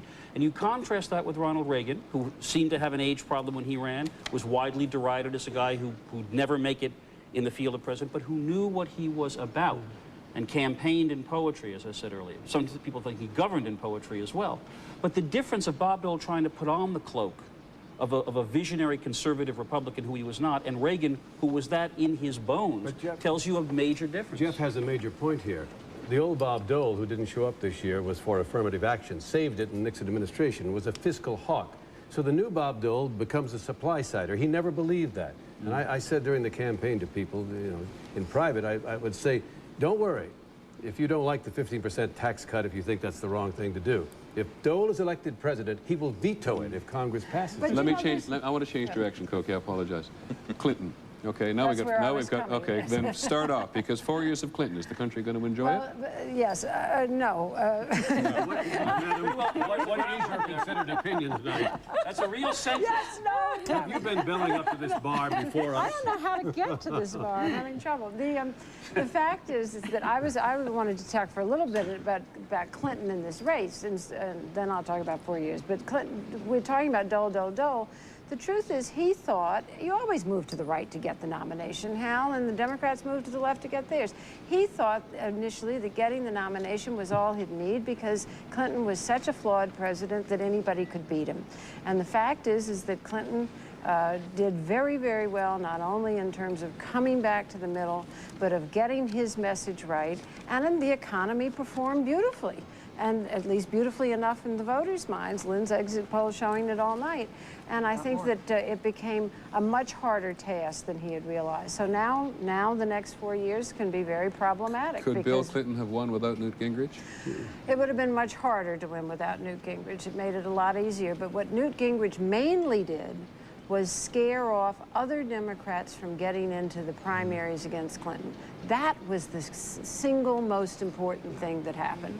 If he had had a challenger in the primaries, then he would probably be history tonight. Now, Hal Lynn told us several times how people held their noses a little bit. That's too strong when they voted for Bill Clinton, but voted with reservations about Bill Clinton. How, with that in mind, how vengeful do you think the Republican Congress will be? Oh, I think they're going to be pretty tough.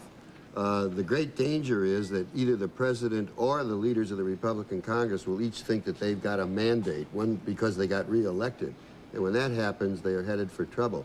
But I think there's a long shopping list of things that the Republican Congress wants to do, issues that were raised in this campaign, all types of investigations that are going to occur. There's no way of stopping it. It's like water flowing downhill. Jeff, then Lynn. There's one other possibility. I mean, we're talking about, well, maybe it's a bipartisan time for the great compromise. Maybe it's the battle of dueling subpoenas and press releases. But one wonders, I don't like to say it the way, I wonder whether the conservatives in Congress are going to follow the lead of people in Congress like Dan Coates from Indiana, the senator, or John McCain of Arizona, conservatives who have been saying to their colleagues, it's not enough to oppose. We have to set out a much more positive agenda. One of the things that killed the Republicans this year was the Clinton campaign was able to paint them as somehow not caring about education and kids and stuff. And so I'm wondering whether one of the things we're going to see, possibly, are some people among the conservatives in Congress kind of trying to reach out to Clinton, making an end run around. What about Newt Gingrich? We haven't heard a word from Newt Gingrich tonight. He was going to appear, then he decided not to appear. What kind of a character is Newt Gingrich going to be? He has a problem. He said that if he didn't retain the majority in the House, he didn't want to serve. He wouldn't want to serve. Now he's got the majority, but he has another problem. It's called the ethics investigation. The ethics committee, which is split down the middle, did an extraordinary thing about a month ago. An outside counsel, not an independent counsel under the law, but a counsel they'd hired, issued a report which said in almost so many words that the Speaker, in the investigation of his activities, had either withheld information from the committee or had not told the truth about it.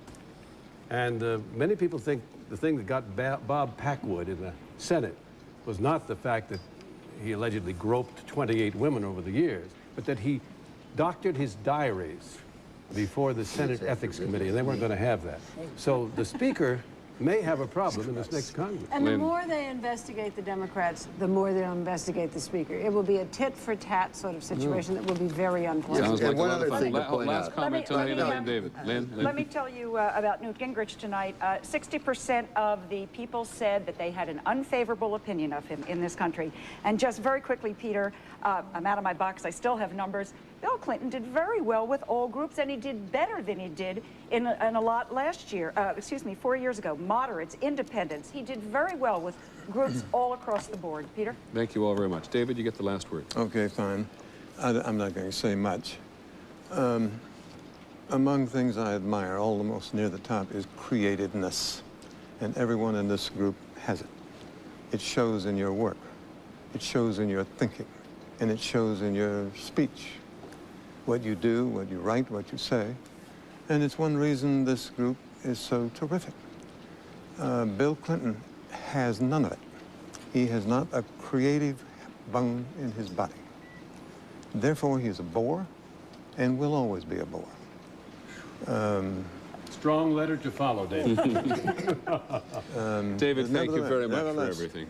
Thank you very much for everything, and thank you all very much. You've made it, again, a great pleasure for me. We have an enormous technical and editorial staff who supports us. You can see some of them in the room, and they're in every corner of the building. In fact, they're in every corner of the country tonight, our technical staff particularly. I want to offer special thanks to Bob Roy, but most of all to Nancy Gabriner, who's down here in the pit below us, David, and without whom some days I think we wouldn't know what to think. Thank you for joining us, as some of you have perhaps for a lengthy period of time, even if you've joined us for part of the time. This has been Election 96. Bill Clinton has been re-elected, and the country goes on. I'm Peter Jennings. Good night.